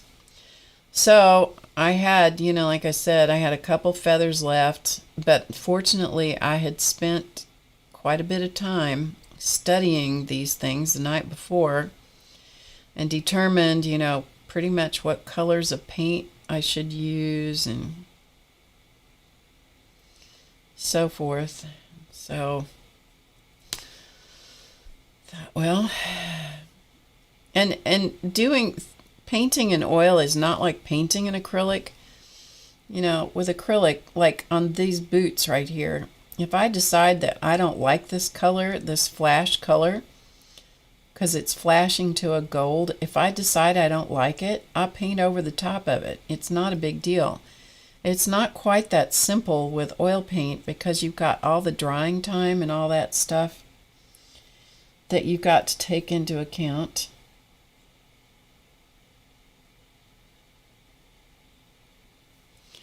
Okay.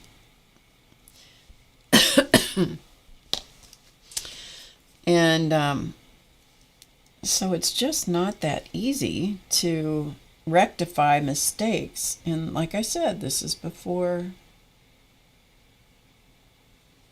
my days of acrylic. So that day I sat down and with the scraps that were left from the dead bird, which was not much, I painted the quail.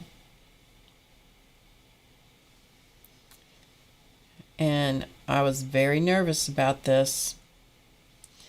And I was waiting for Claus Man to come home that night because I don't know if I have achieved what I think is essentially an impossible task, only to be outdone later by the next impossible task, which was when he did the quarter scale eagle. So that was down the road. But by then I had moved into acrylics. And I think that quarter scale eagle was about the first thing I ever did totally in acrylic paint. Oh, you don't look too bad, Sir Santa. You don't look too bad. Anyhow, so he came home that night. I thought it looked pretty good, but I wasn't totally sure if it would pass the test with Claus Man. Anyway, he comes home that night. And he said, and he was so excited. He says, "Well, how did the quail turn out?" And I said, "Well, I don't know. You'll have to look at it and see." Right? Yes. Yes, Janet. Yes. The cat could have been farting feathers all day or puking them up, because we all know that's what cats do. And he looked at it and he goes, "Oh, it's just perfect." Then I knew I was going to get to stay home that night. I didn't have to move out because I was going to have to confess what the cat did. And I knew I was never going to get another sample of bird parts. So when he declared it perfect, I was like, whew, thank you. Linda McAllister? Linda? Where have you been, my friend? Where have you been? Hey, Ruth. Where have you been? I missed you. I'm so glad you're back. Linda McAllister. Okay, so can you see him? I don't know that. Can you see the flash on his boots? I think he looks okay. He looks far better than he did, even at this stage. He looks way better than he did before. You're home and not doing any art at all? Aww. We need to do some art. You need to do some art. I haven't seen you in forever. I hope you're doing okay. All right. So let's move this aside so you can see him. Let me zoom out a little bit so you can see him. You guys think he's okay? Think he's okay? I think he'll be all right once he gets finished. I think he's okay. Barbara Clark, what's the final analysis, Barbara Clark? You think it's okay? Base coat's okay. Barbara Clark, CB, and Janet. Those are the 3 critics in the group. Actually, I like the color shift too. This guy I haven't base coated. I'm not going to do him tonight. I've done his face and his beard and the trim around his hood, but he has mittens, an undergarment, and then his robe, but we'll do him later. Okay, so you love the shifting colors. I think I like it too. Anyway, that was just sometimes you get an idea and you just go for it and you go, well, let's see what this does. That's kind of what this was about. Okay, hopefully I don't have paint on my hands that's going to get all over everywhere. You like his flashiness? All right, so we have these 2 little guys. If I don't stop making marks on things, I keep transferring paint onto other surfaces. That's why I have to keep having to repair and patch. We're going to start with a clean palette.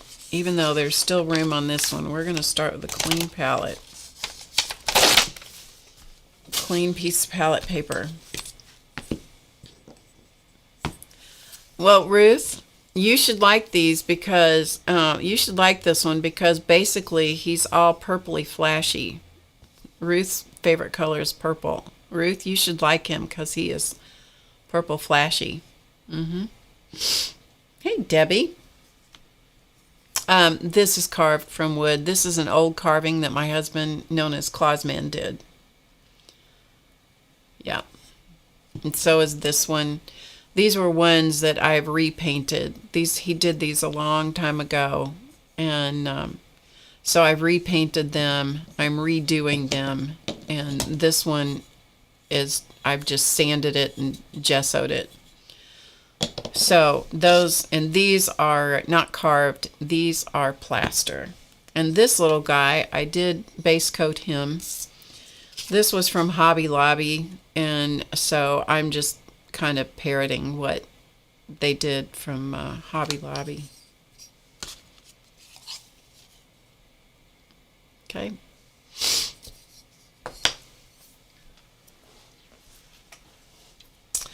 Okay. So what I'm going to do here is I'm going to, first of all, patch his little beard where I've mucked it up yet again. If I can get the bottle open. All right, we'll just have to squirt out a little bit of paint. I was going to paint from the lid, but no, he's not having that because the lid won't come open.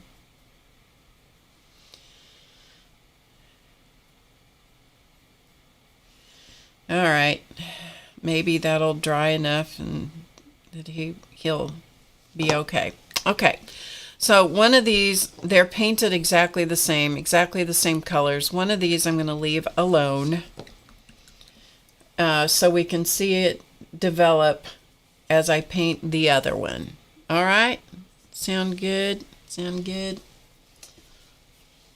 Yeah, I'm not really in the Christmas mood either, Linda, but it's something to do on stream, so there you go.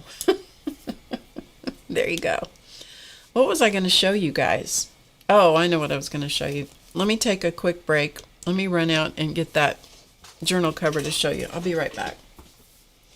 Give me 1 sec. 1 sec.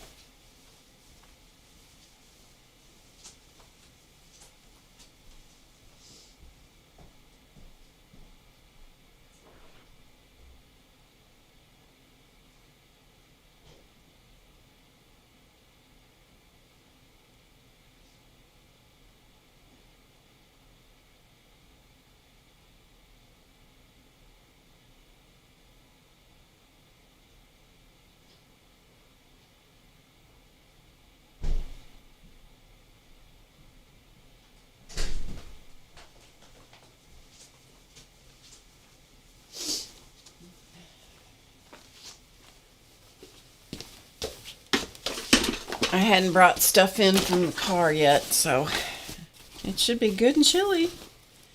I finished putting together my Pockets book. Not pocketbook, but Pockets book. So we'll talk about that. Then I got to figure out where my little cover is.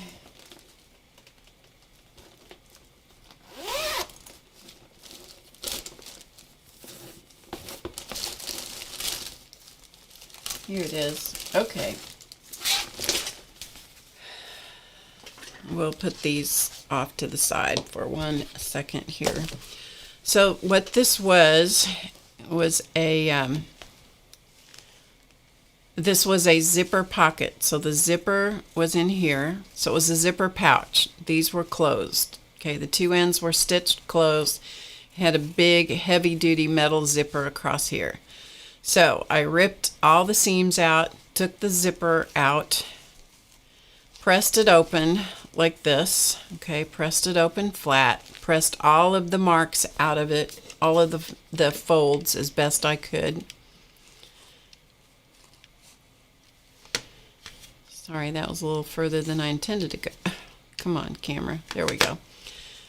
So then I pressed it, got all the marks out of it, folds and so forth. This is felt from Joggles. It's 80% polyester or acrylic, I can't remember which, and 20% wool. It's known as wool felt. That's the brand name. And so I used that, and I fused it to the canvas cover, fused it down using Steam-A-Seam Light, Steam-A-Seam 2 Light. So this is fused together. Then I stitched around it a 1/2 inch from the edge. Okay, stitched it 2 times around the edge. You can still see some of the original needle holes from the way that the pouch was constructed. And then I replaced my blade in my rotary cutter with a wavy blade, put down the ruler, and sliced off the edges using the wavy blade on the rotary cutter. This is still going to ravel some, even though it's been fused to the felt and stitched, but I'm okay with that. I don't mind that. So the cover will open this way, okay, like this. I'll bind the pages in here. I don't know exactly how many pages or what. It's going to be a junk journal style journal, and so I'll go from there. Anyway, I don't know what this says.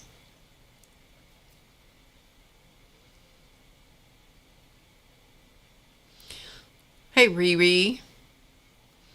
So I don't know what it says. Anybody that speaks French can tell me. Anyway, that's the cover on that. This was the thing I showed you guys before. This is the closure I decided to go with. It's an old belt that I had in my stash of stuff. So this is going to be the closure on this journal. Just so you can see that. And I'll give you a quick look through this Pockets book, which we've talked about in the past several times. The name of this book is Stories Children Need, and it is actually a book of stories that no child needs. Yes. But I've ripped the book up enough that it shouldn't be a problem. So these are in here just to demonstrate where the various pockets are. This paper is super fragile. This is based on one of the books from Natasha's book. This one, Treasure Bookmaking. So this is one of the junk journals based on that book. So it is different pockets throughout the whole thing. And there are some places where I'm going to put different drawings, so I've made some notes about drawings. This is just random bits of tapes that I made. This is one of my mandalas, that's a sticker, and just bits of, this is deli paper that's painted and stamped and what have you. I reinforced edges, and this is one of these, you know, little flippy pocket things. 2 more pockets here on this one. I put ink on some of these edges just so that I could see where the pockets were. So there's 2 pockets on this one. This is an upside down pocket because I think I screwed that up. But anyway, it doesn't matter. This is a pocket here. Another pocket. This is kind of a, I don't know what you want to call that, waterfall pocket? I don't know. More pockets here. The whole thing is nothing but pockets. So there's another one. And another one here. So I just put these cards in here just so I could remember where the pockets were. That's a tag that Barbara Clark did for me. This is a pocket. And then I repeated a bunch of them. This is supposed to be glued down. So clearly the adhesive turned loose. So while I'm here, we're going to glue it in place. 42 pockets. Did you do this one, Anne? And some of them I repeated. So I put this on here just because these pockets were so vulnerable on this one. Because these are torn edges. This paper is super vulnerable. And so I put this piece of tape on it, but the adhesive didn't stay there. And these are just bits and pieces of things that I had left from something else. And I'm going to stick a piece of wax paper in here.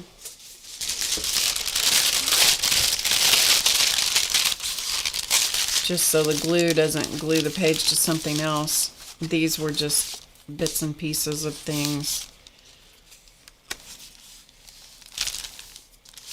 Some of these I just glued a couple of pages together, and as you go along, you're gonna, when you do stuff like this, you find that the book, which is not wanting to do what this is doing, plus it, you know, it's not used to this kind of treatment. It's not meant to do what I'm making it do, and so sometimes the pages don't fold real well. And so back up here that's as far as I've gotten, which is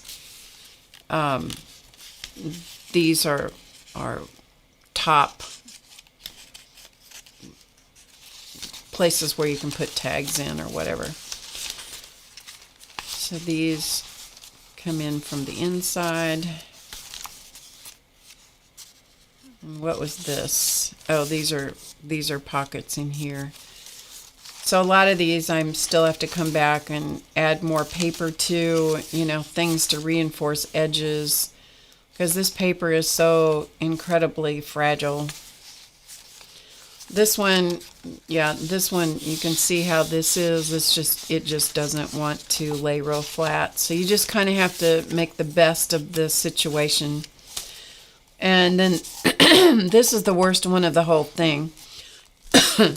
Because the whole book came loose from the cover back here. I mean, the entire thing yesterday when I was working on it just came loose from the back. So I just glued the whole thing down to the back. And this lovely mess right here, I'm going to have to do something with. I don't know that you can see. Can you see that? Yeah, see that big mess right there? That's just because of taking pages out and stuff. But all in all, it's, you know, it's good enough for samples of pockets and what have you. So anyway, there is that. Okay. I think we can come back to this now. It's 3 o'clock. Do you guys want to still use a 50-cent composition book? That's good. So, do you guys want me to still paint, or are you tired of this? I'm good either way.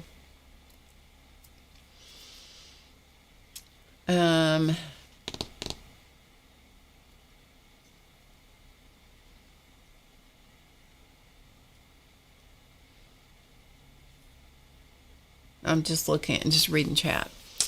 I might keep going for a little bit. If you want to see it, if you want me to continue painting, or if you don't want to stay here and hang out, that's fine too. You don't have to.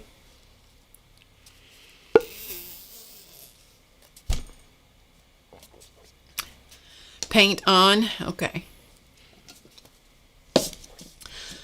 So the moral of the story with the cat and the quail is if somebody gives you, if you have a cat, it's not a good idea, it's not prudent to leave actual anything that's attractive to a cat anywhere close to where the cat might be, or it will eat your reference. Because that's what they do. Yep, that's what they do. They're just rotten. Okay, so we're going to paint this one. We may do all of the faces. I may put the shading on all the faces here. That way you can see different styles of faces. I don't know. Sometimes I have good intentions and then it sort of morphs as we go along.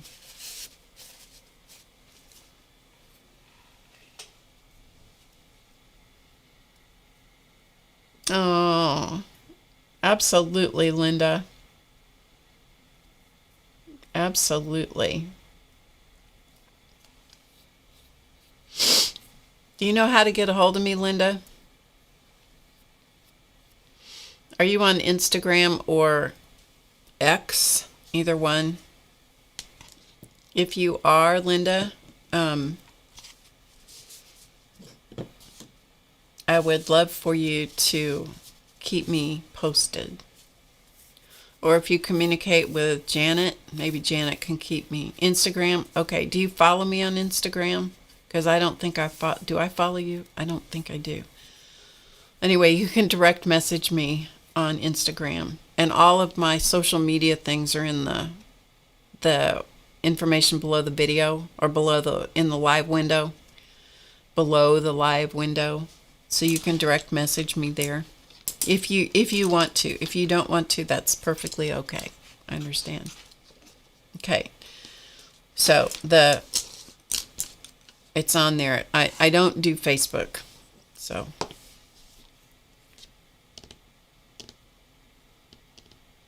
oh, that's too bad, Linda McAllister. That's too bad. Okay, let us go back to the said table. So what I'm using, I'm going to play with the faces here for a minute. And so what we have here is Folk Art acrylic paint in the color Burnt. See if I can get it to focus here. Burnt. Hello. It's not going to focus for me. That's okay. It's Burnt Sienna. Take my word for it. All right. So we're going to paint. If I can get this brush clean enough that I can paint with it. And this face is so tiny on this little guy. So tiny that probably what I'm going to do here is I'm going to make a thin wash. This is not what I usually do. Let's use the other one. It doesn't have the goop on his beard. I'm going to make a really thin wash with the Burnt Sienna.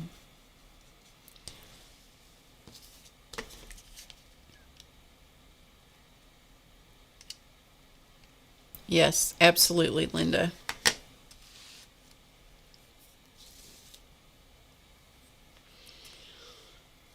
And I'm going to simply, this is not what I usually do, but it's what I'm going to have to do on a face that is this tiny.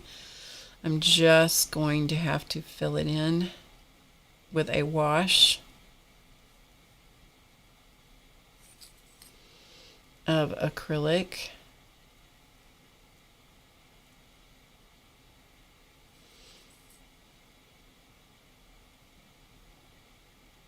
Very thin Burnt Sienna. And before it dries, I'm going to have to get another brush. Hurry up, Barb, hurry up. Clean up any extra paint. When you're working with a plaster surface, which is what this is, the paint, you can see right here where it just soaks right into the plaster. If you don't have the surface absolutely sealed with the undercoat, which is always my intention, then it will soak in.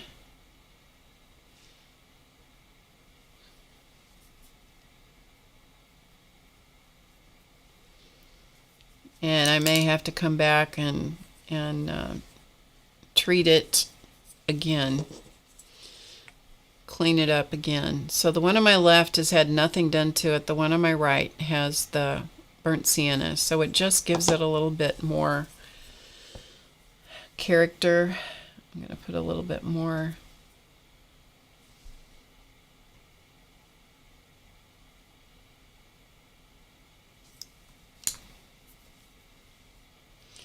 One of the things that I probably should have done to this and forgot was I should have sprayed these with a fixative or a sealant, which I forgot to do. But you know what? You just gotta do what you can do.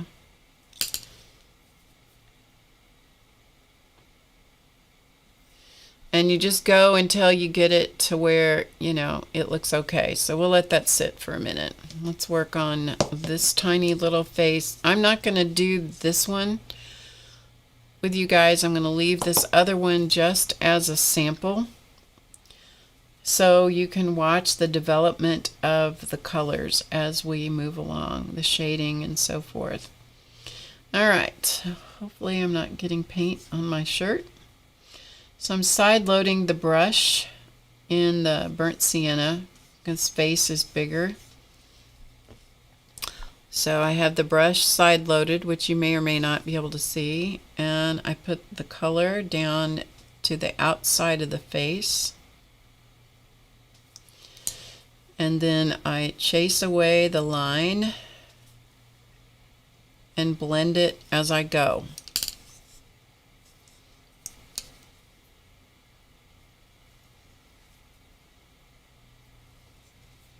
With a clean brush, which normally when I'm doing this by myself and not in front of anybody, I have the cleaning brush stuck in my mouth.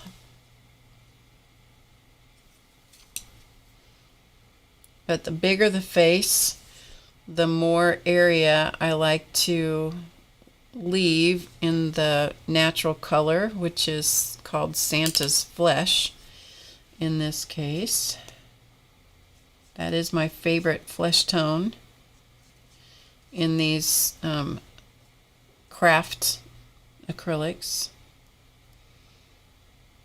I just use a series of short strokes with a side-loaded brush.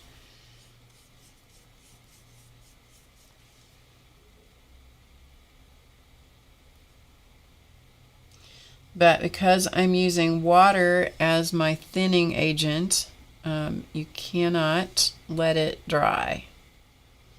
If you let it dry, you cannot get the line out. It's that same kind of line that you have with watercolor.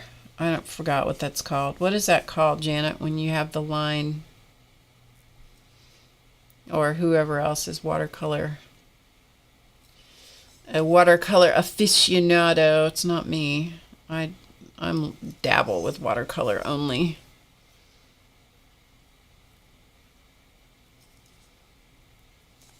Doesn't stop me from enjoying it, but I am not very efficient with watercolor. But you have to constantly watch that you're blending with the acrylics to make sure that you get rid of any lines, because if that line dries, it's there for good. Okay, so this guy has some worry lines up here in his forehead. Claus man had a lot of those. Probably because he was married to me. I probably worried him to death.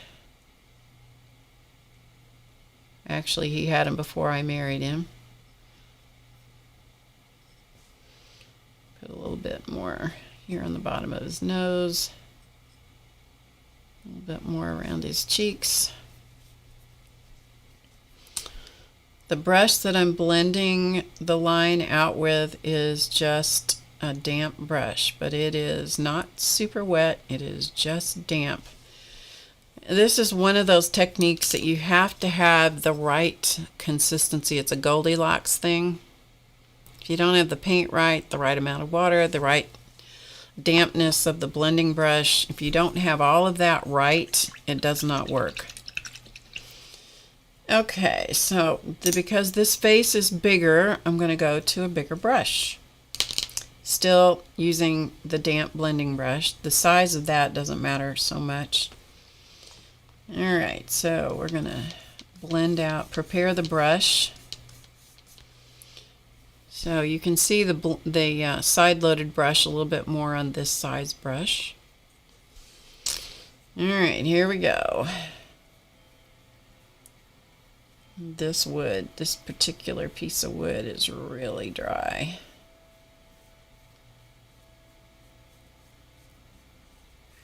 And the drier the wood, the faster it will soak up the color. So that means the slow or the faster I have to be with the blending brush.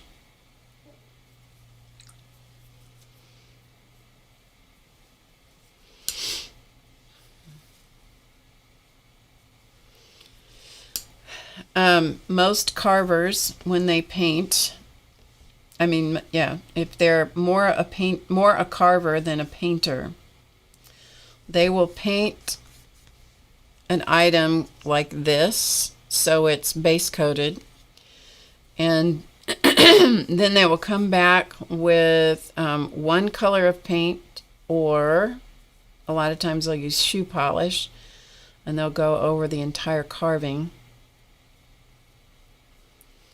with either the one color paint or the shoe polish, and you get a similar effect, but what you don't get is everything goes one color. So if they use brown shoe polish, everything is shaded with brown, or black, same thing, you know. And in some situations, like say the hillbillies and that kind of thing, it works great. For things like boots and shoes and stuff like that, it works great for that. I don't like it for the Santas.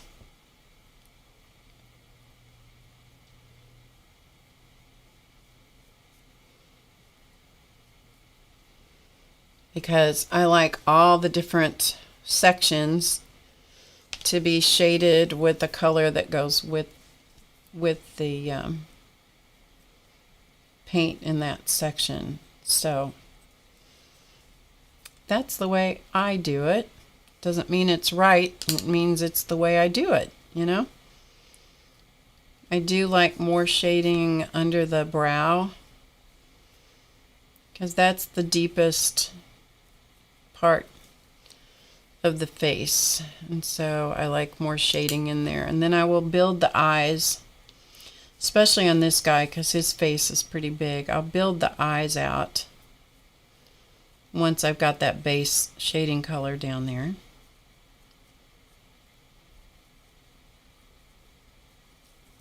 But the better your base coat is, the easier the paint will flow if you do this kind of shading technique, which, you know, I'm probably the only crazy person on the planet that will do this way.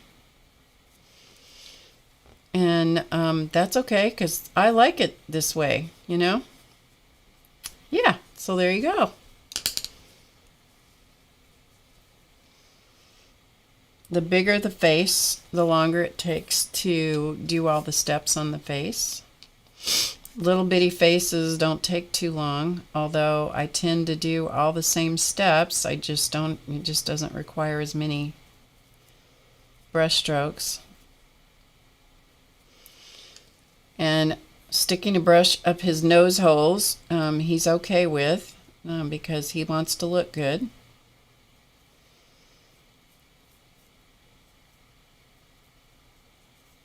He wants to be a handsome fellow.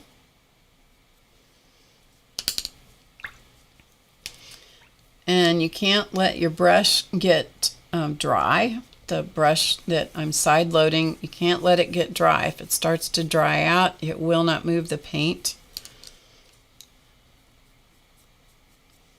Always keeping an eye on the line of the paint so that it's blending and not forming a stripe of color. Stripe of color is not going to look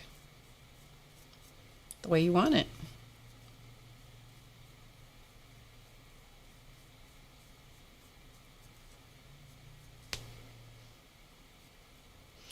And then the other thing is you can't mess around in one area too long, because if you do, you're going to end up picking the paint up off the surface. You'll just pull it right back off. Acrylic paint is funny like that. It will do the same thing with wall paint. If you try to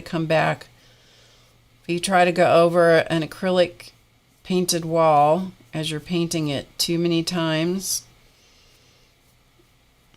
if you don't stop yourself, you're going to go one too many times and it's going to start pulling the paint off the wall. Yep. Ask me how I know.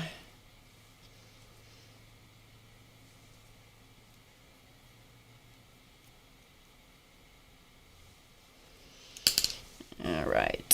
So the hardest part about a symmetrical face or symmetrical anything is trying to make the two sides work together and look like they go together. Now, the one caveat that you have is that on a human face, no one's face is the same on both sides. However, when you're painting something, a lot of times people pick up, their mind, their eye will pick up the fact that it's not symmetrical, and your head will tell you that doesn't look right. There's something wrong with it. Well, it's usually that something is not quite as symmetrical as it needs to be. So you kind of have to strike a happy medium. Okay, so we're just about there on this.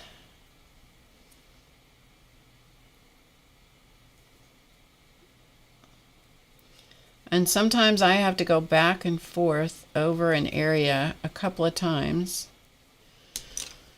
Sometimes more than just a couple of times in order to get it to be what I want it to be.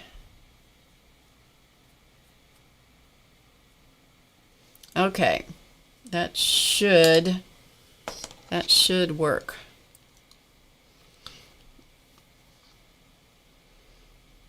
I think that's going to work on him.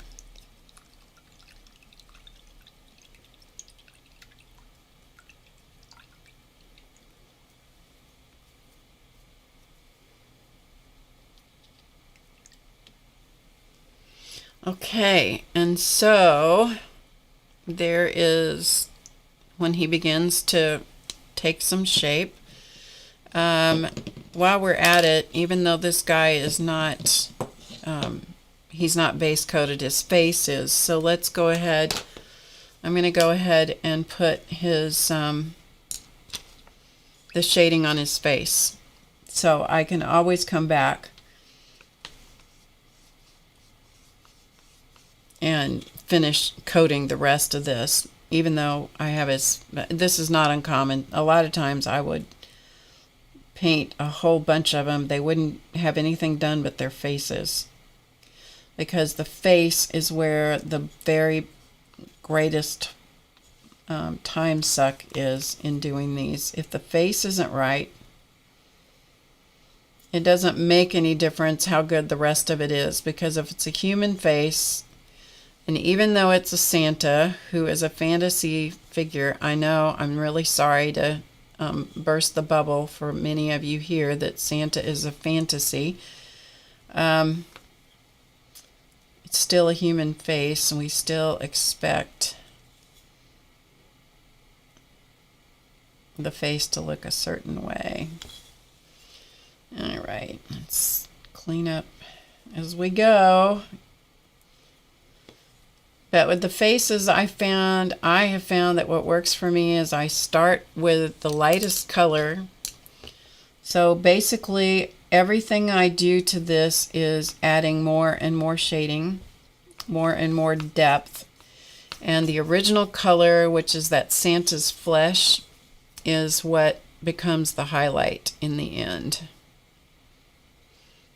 So if you start with a flesh color that's too dark, if you do, I mean, this is just my way of doing it.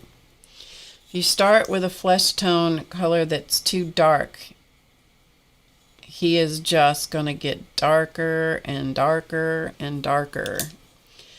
And I used to start with a color called medium flesh. And boy, that's the reason this guy got repainted, because his face was painted with that first coat in medium flesh, and by the time I was finished with his face, he looked like he had bad orange funeral home makeup put on him. I'm like, no, nope.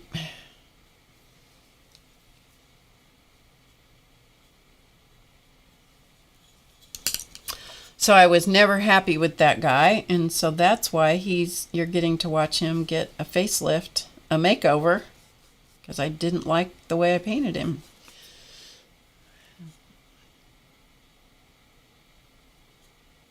And Clausman is not here to give me a bunch of grief about it, so there you go. I can do it the way I want. Because he probably would say, oh, but I liked him that way. It's like, yeah, well, right about now you're going to have to get over yourself about that, because I didn't like it.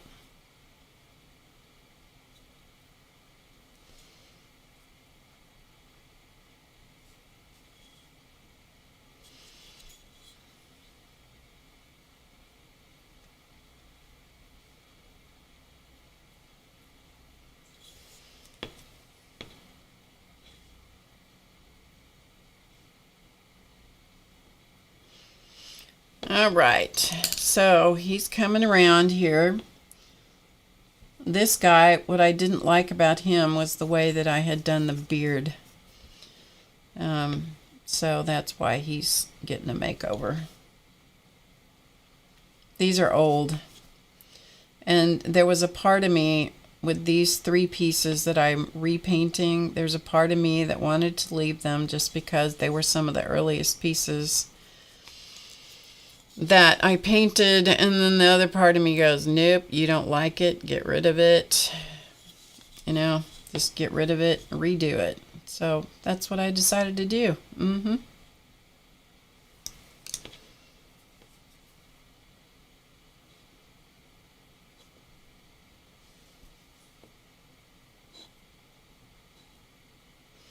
All right, so there is the shading on his face. So you've got several different faces here, and I think that actually this is good because I can show you the different styles of faces. So here are these two, so they look different. This is the little plaster one.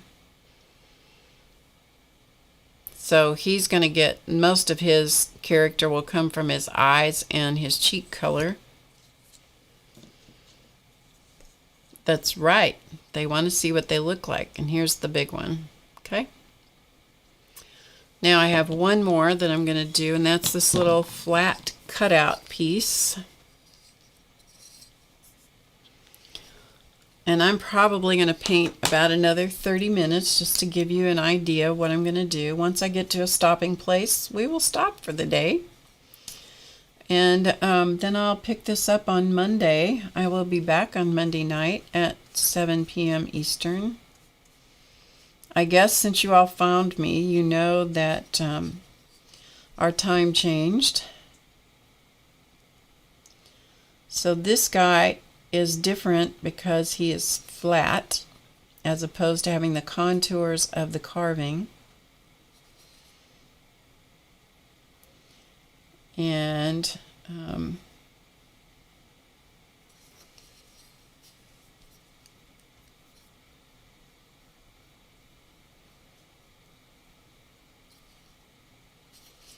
so he's going to require a little bit more work because there's no carving lines to help me.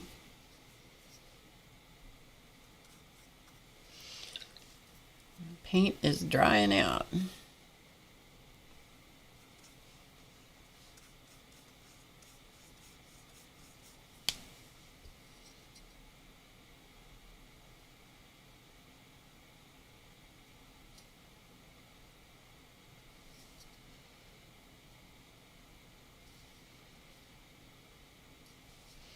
I think you guys can see what I'm doing here. When you shade things, you don't want to leave any sharp or square corners anywhere. Okay, I'm going to make sure that the shading, like right up here where there's a rather sharp angle, you don't want the shading to turn a sharp corner. That's not the way that light and shadow work most of the time. And that is not going to be comfortable for you to look at if you do that. So keep it soft, keep the edges, the inner edges round, soft. Okay, now on this one, we've got a big bulbous nose going on there. So the first thing I'm going to do, I've sketched in his features. I'm going to just kind of come around here just to indicate kind of the bag under his eye. I usually do this after I do the eyes, but for whatever reason, I decided to do it this way this time. You never know. Maybe I'll paint closed eyes on him. He might look kind of cute with closed eyes. But I don't know. It looks kind of cute with closed eyes. That wasn't what I was going to do. I was going to do open eyes. Oh, who knows? Doesn't matter. Anyway, I'm going to paint around his nose here. So his nose is kind of a big, bulbous kind of nose.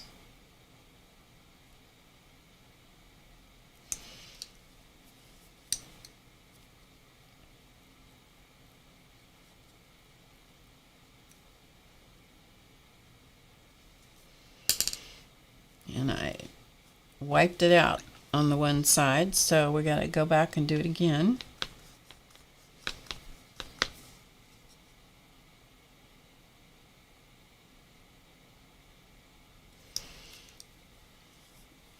Doesn't have to be perfect, you know. It's just this ornament might have cost me $2. I'm going to put a little bit under his brow. So I'm going to say his eyebrows about here. So a little bit under his brow bone. I don't know, he's looking kind of cute with closed eyes. That absolutely was not my intention, but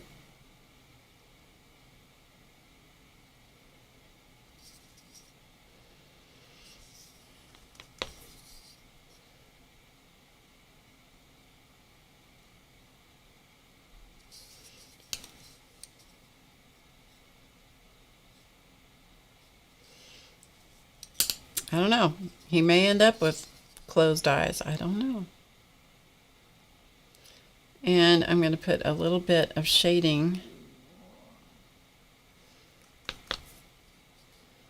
in here in his mouth.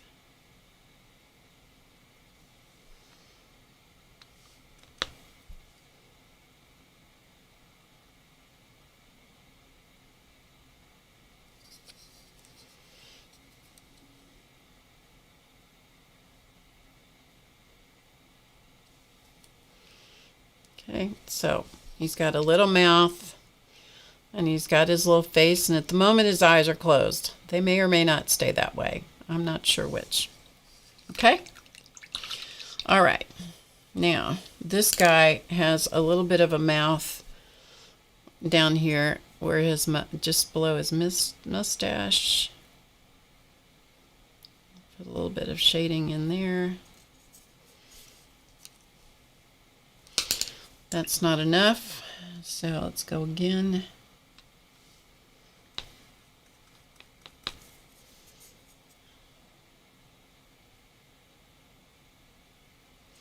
The deeper the cuts on a carving, the more you have to deal with the shading issue.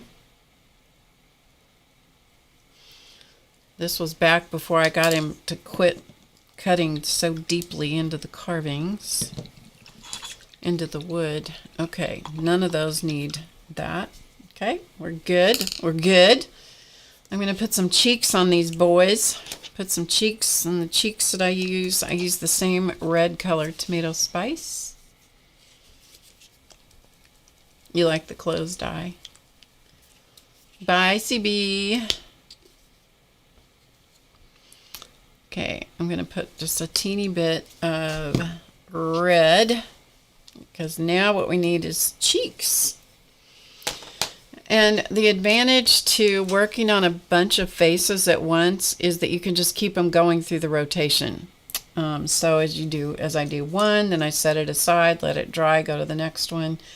By the time I get done with the last Santa in a rotation, let's say of 5 or 6 faces, then the first one I can come back and work on because it's dry enough. All right, so same process. Side loading tomato spice.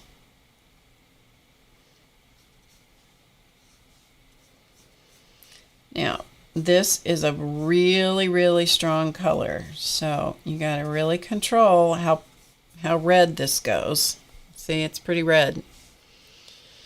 And I go right over the shading. The shading helps temper that red.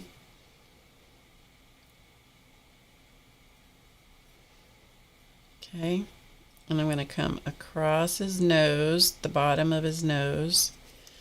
And before that gets dry, I'm going to come back and I'm going to shade it or blend it.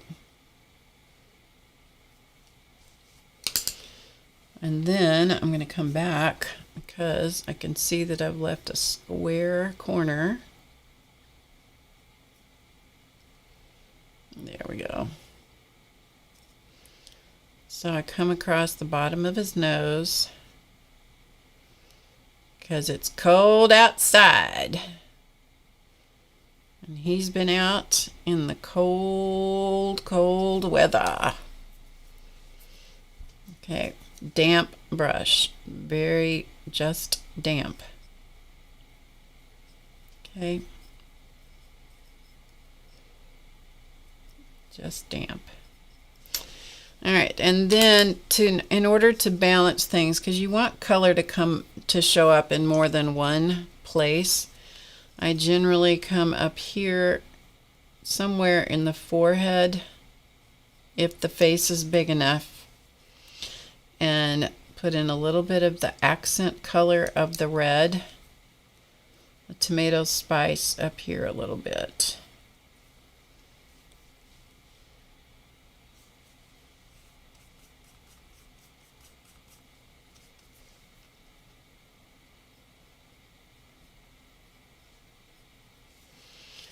But always blending it back so it doesn't become too much red.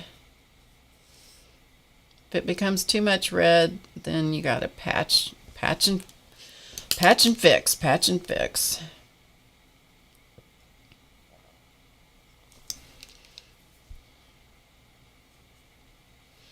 Okay, so I can always add more, but it's hard to take it off. So I'm gonna say that's good. Let's do this one.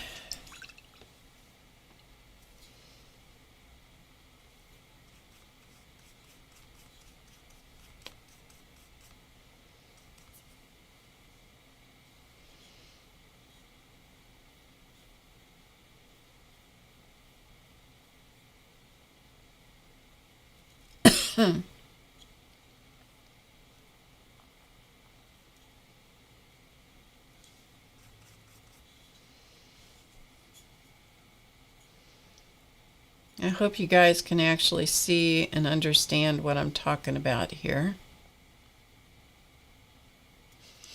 I think you probably can. Maybe.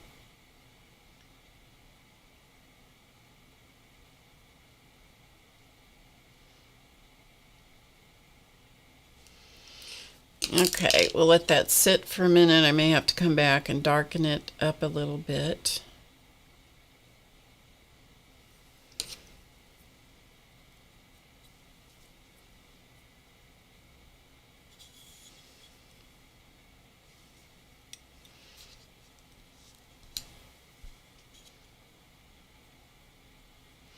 A lot of it depends on how, how dark you want the cheeks and stuff. The other thing about faces is that everything, you'll see it the most on this one because he's not fully painted in. When you do just the face like this, where there's, the robe color is not on there and everything. Everything I do to this face is going to have the effect, it won't actually do this, but it's going to have the effect of taking color away from the face. The same thing happens with dolls. So you kind of have to overdo the color in a face in order to have it look natural at all. So I don't know if you can tell in this one, but you probably can't. Anyway. Moving on. Okay, let's go to this guy. Same thing, but because the space of his face is bigger, I'm going to use a bigger brush. And I need a bigger brush to blend with, so I'm going to get that ready to go. Okay, so here we go. Cheeks. And because this wood is so dry, I'm going to have to use a little bit more water. This is one of those things, those jobs that's hard to do and talk.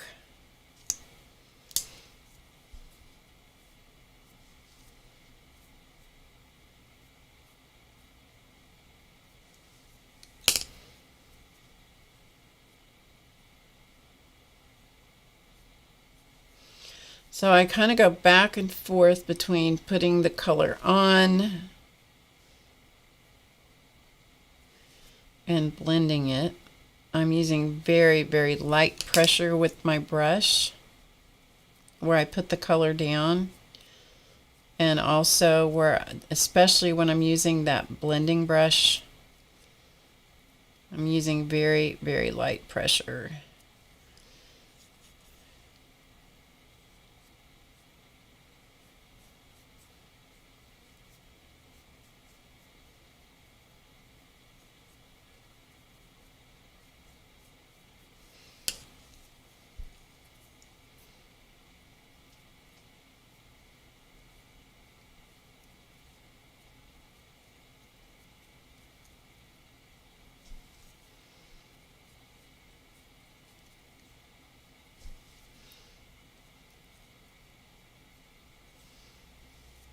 Okay, we're getting close, getting close.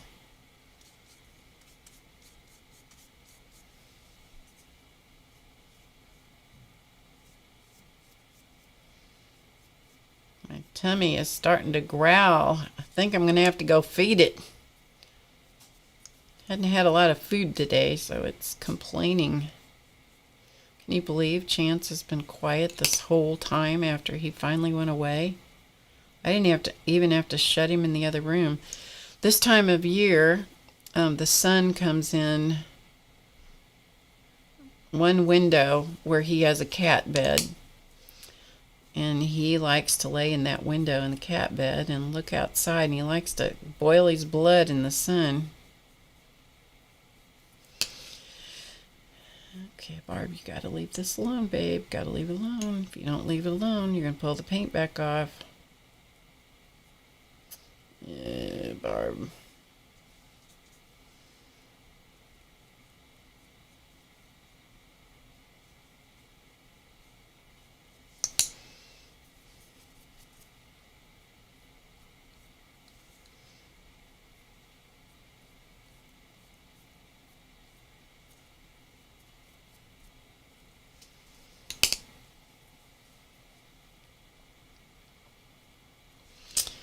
As I said, the bigger the face, the more detail that you have to put into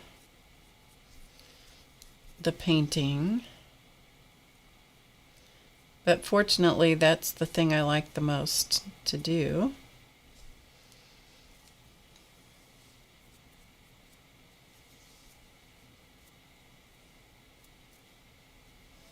Okay. All right, and then while I'm here, I'm going to use this same brush. It's way too big, but that's all right. And I'm going to put a little bit of color on his lip, right in the middle, so it shows up a little bit more. It's hard to pick it up, but it's actually there. That one doesn't have a lip. That one doesn't have a lip. Okay, let's do this guy. He's flat. He's our flat Stanley.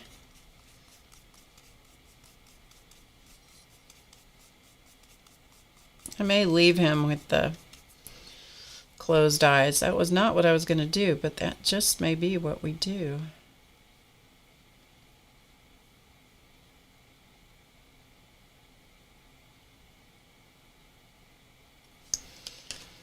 Some people call this, or this technique in acrylic circles is known as floating. So you float the color on the surface over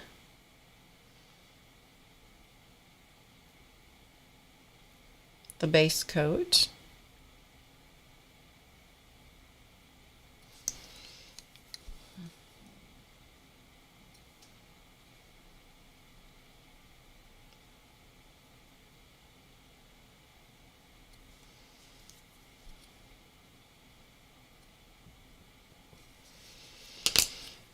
Okay, let's come over here to this cheek.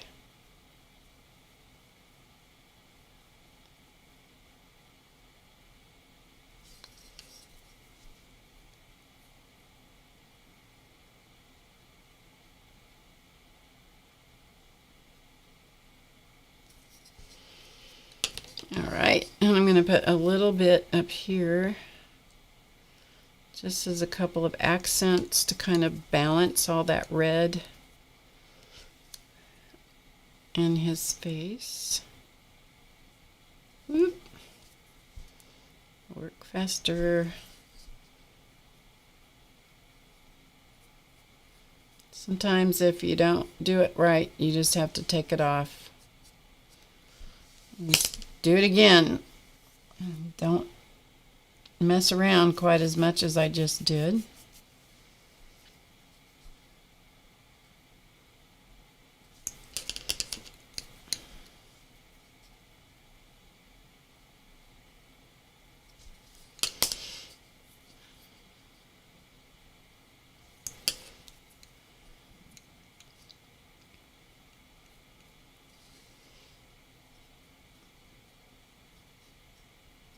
Okay, that's better. This one still needs a little bit more.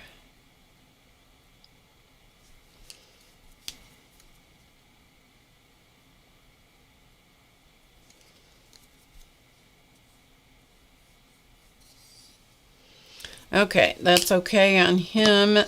This one I did not do the accent color up here at the top, so I'm going to come back and do that a little bit more. I don't always do this, but you know, I just go in fits and spurts about, oh, this year I'm going to do all the faces this way, and then another year I might do them completely different.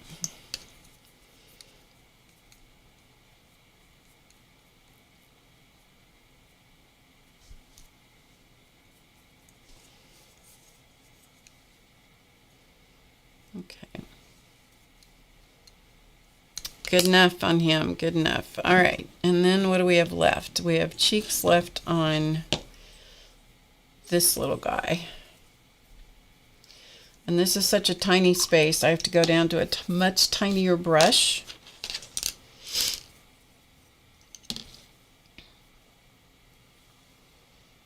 See if we can get some cheeks on this guy. He's tiny, tiny, tiny. All right, let's wish me luck.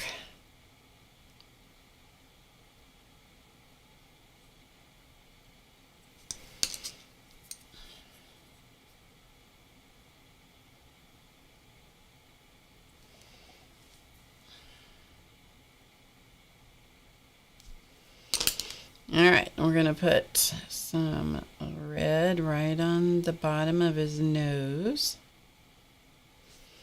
So he has a little bit of a rosy nose.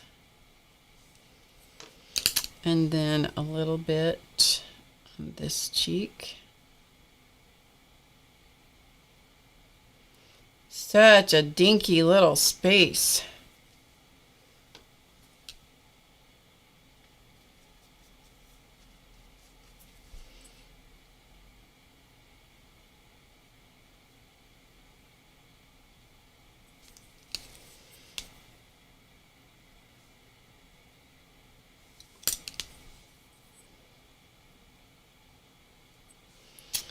Color is not going down very well here, so sometimes you gotta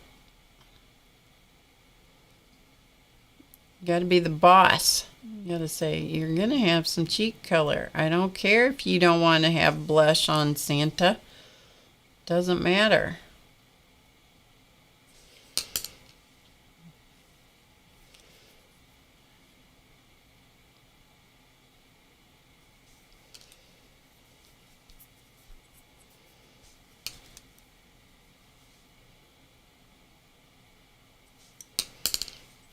Okay.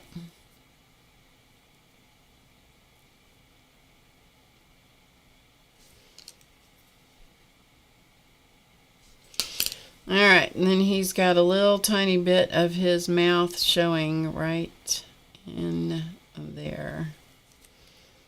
So we give him a little bit of lip color down there. Okay? So what we have now is on this guy, left is before, right is the current process. Okay, so before and so far in the process. Okay, so far so good. It is 3:50 here. So you know what? I think at this point, did I put cheek color or lip? I didn't put any lip color on this guy. Let's put a little bit of lip color on the flat Stanley face. And then I think I'm going to call it a day for today. So I'm going to put a little bit of lip color on this guy.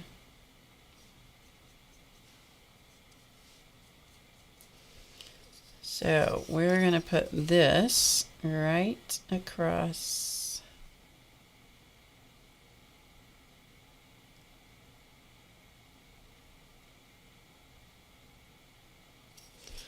there.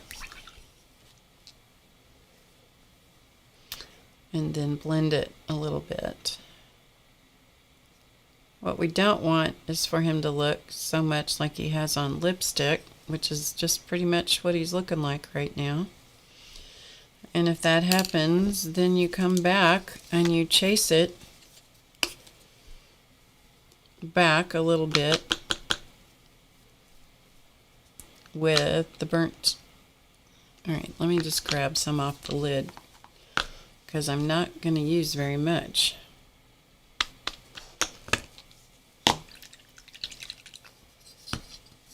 I just chase it back using more of the shading color. Like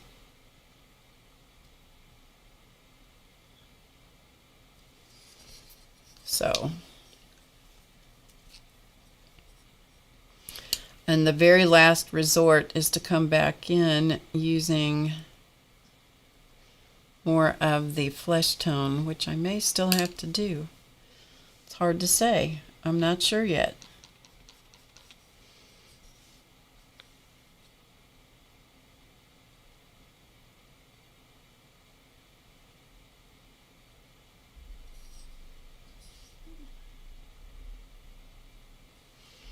Yeah, that's good enough.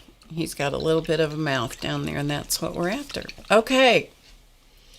So, peoples, we're going to call it a day. So we're going to put our little faces here so you can see them that we're working on.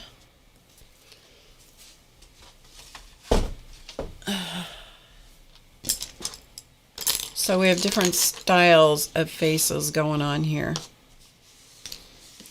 The water out of the way. So we've got different styles to look at. A flat one, some tiny ones, and this one, which is plaster. Let's see if we can put this one. Yeah, you still can't see it.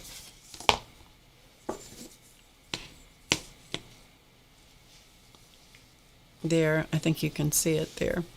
So anyway, that's what we got happening for today. So you can see the different styles of faces in process. And then here's the before. Here's the before guy. Before that. Okay? All right. So there you go. There you go. Thank you guys for being here. I'll be back Monday night. I will be back Monday night at 7 o'clock Eastern. Until then, I hope you guys have a good weekend. If I decide to jump back on at some point and do an impromptu, just, turn on your notifications. And that way, I might, you never know. I will not be doing any more tonight. I will not be doing anything tomorrow. So we'll see how the rest of that weekend goes. The weekend or whatever. Anyway, hi Signa. I will be back Monday night, 7 Eastern. Thank you guys for hanging out with me. Thanks for all your help and suggestions on what colors to paint this guy. I think he looks pretty cool. His feet, he was done all of the flash colors. So everything is those flash colors, those color shift paints. All right, that's it. I will see you Monday night, and then I will be here next Friday also, I believe. I don't have my phone right here by me. Anyway, that's the plan.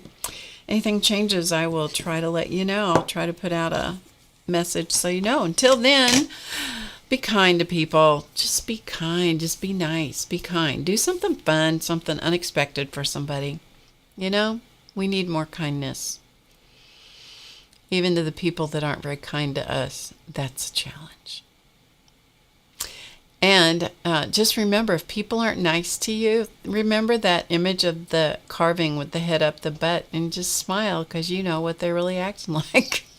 Be nice to them anyway. All right, I will see you guys Monday.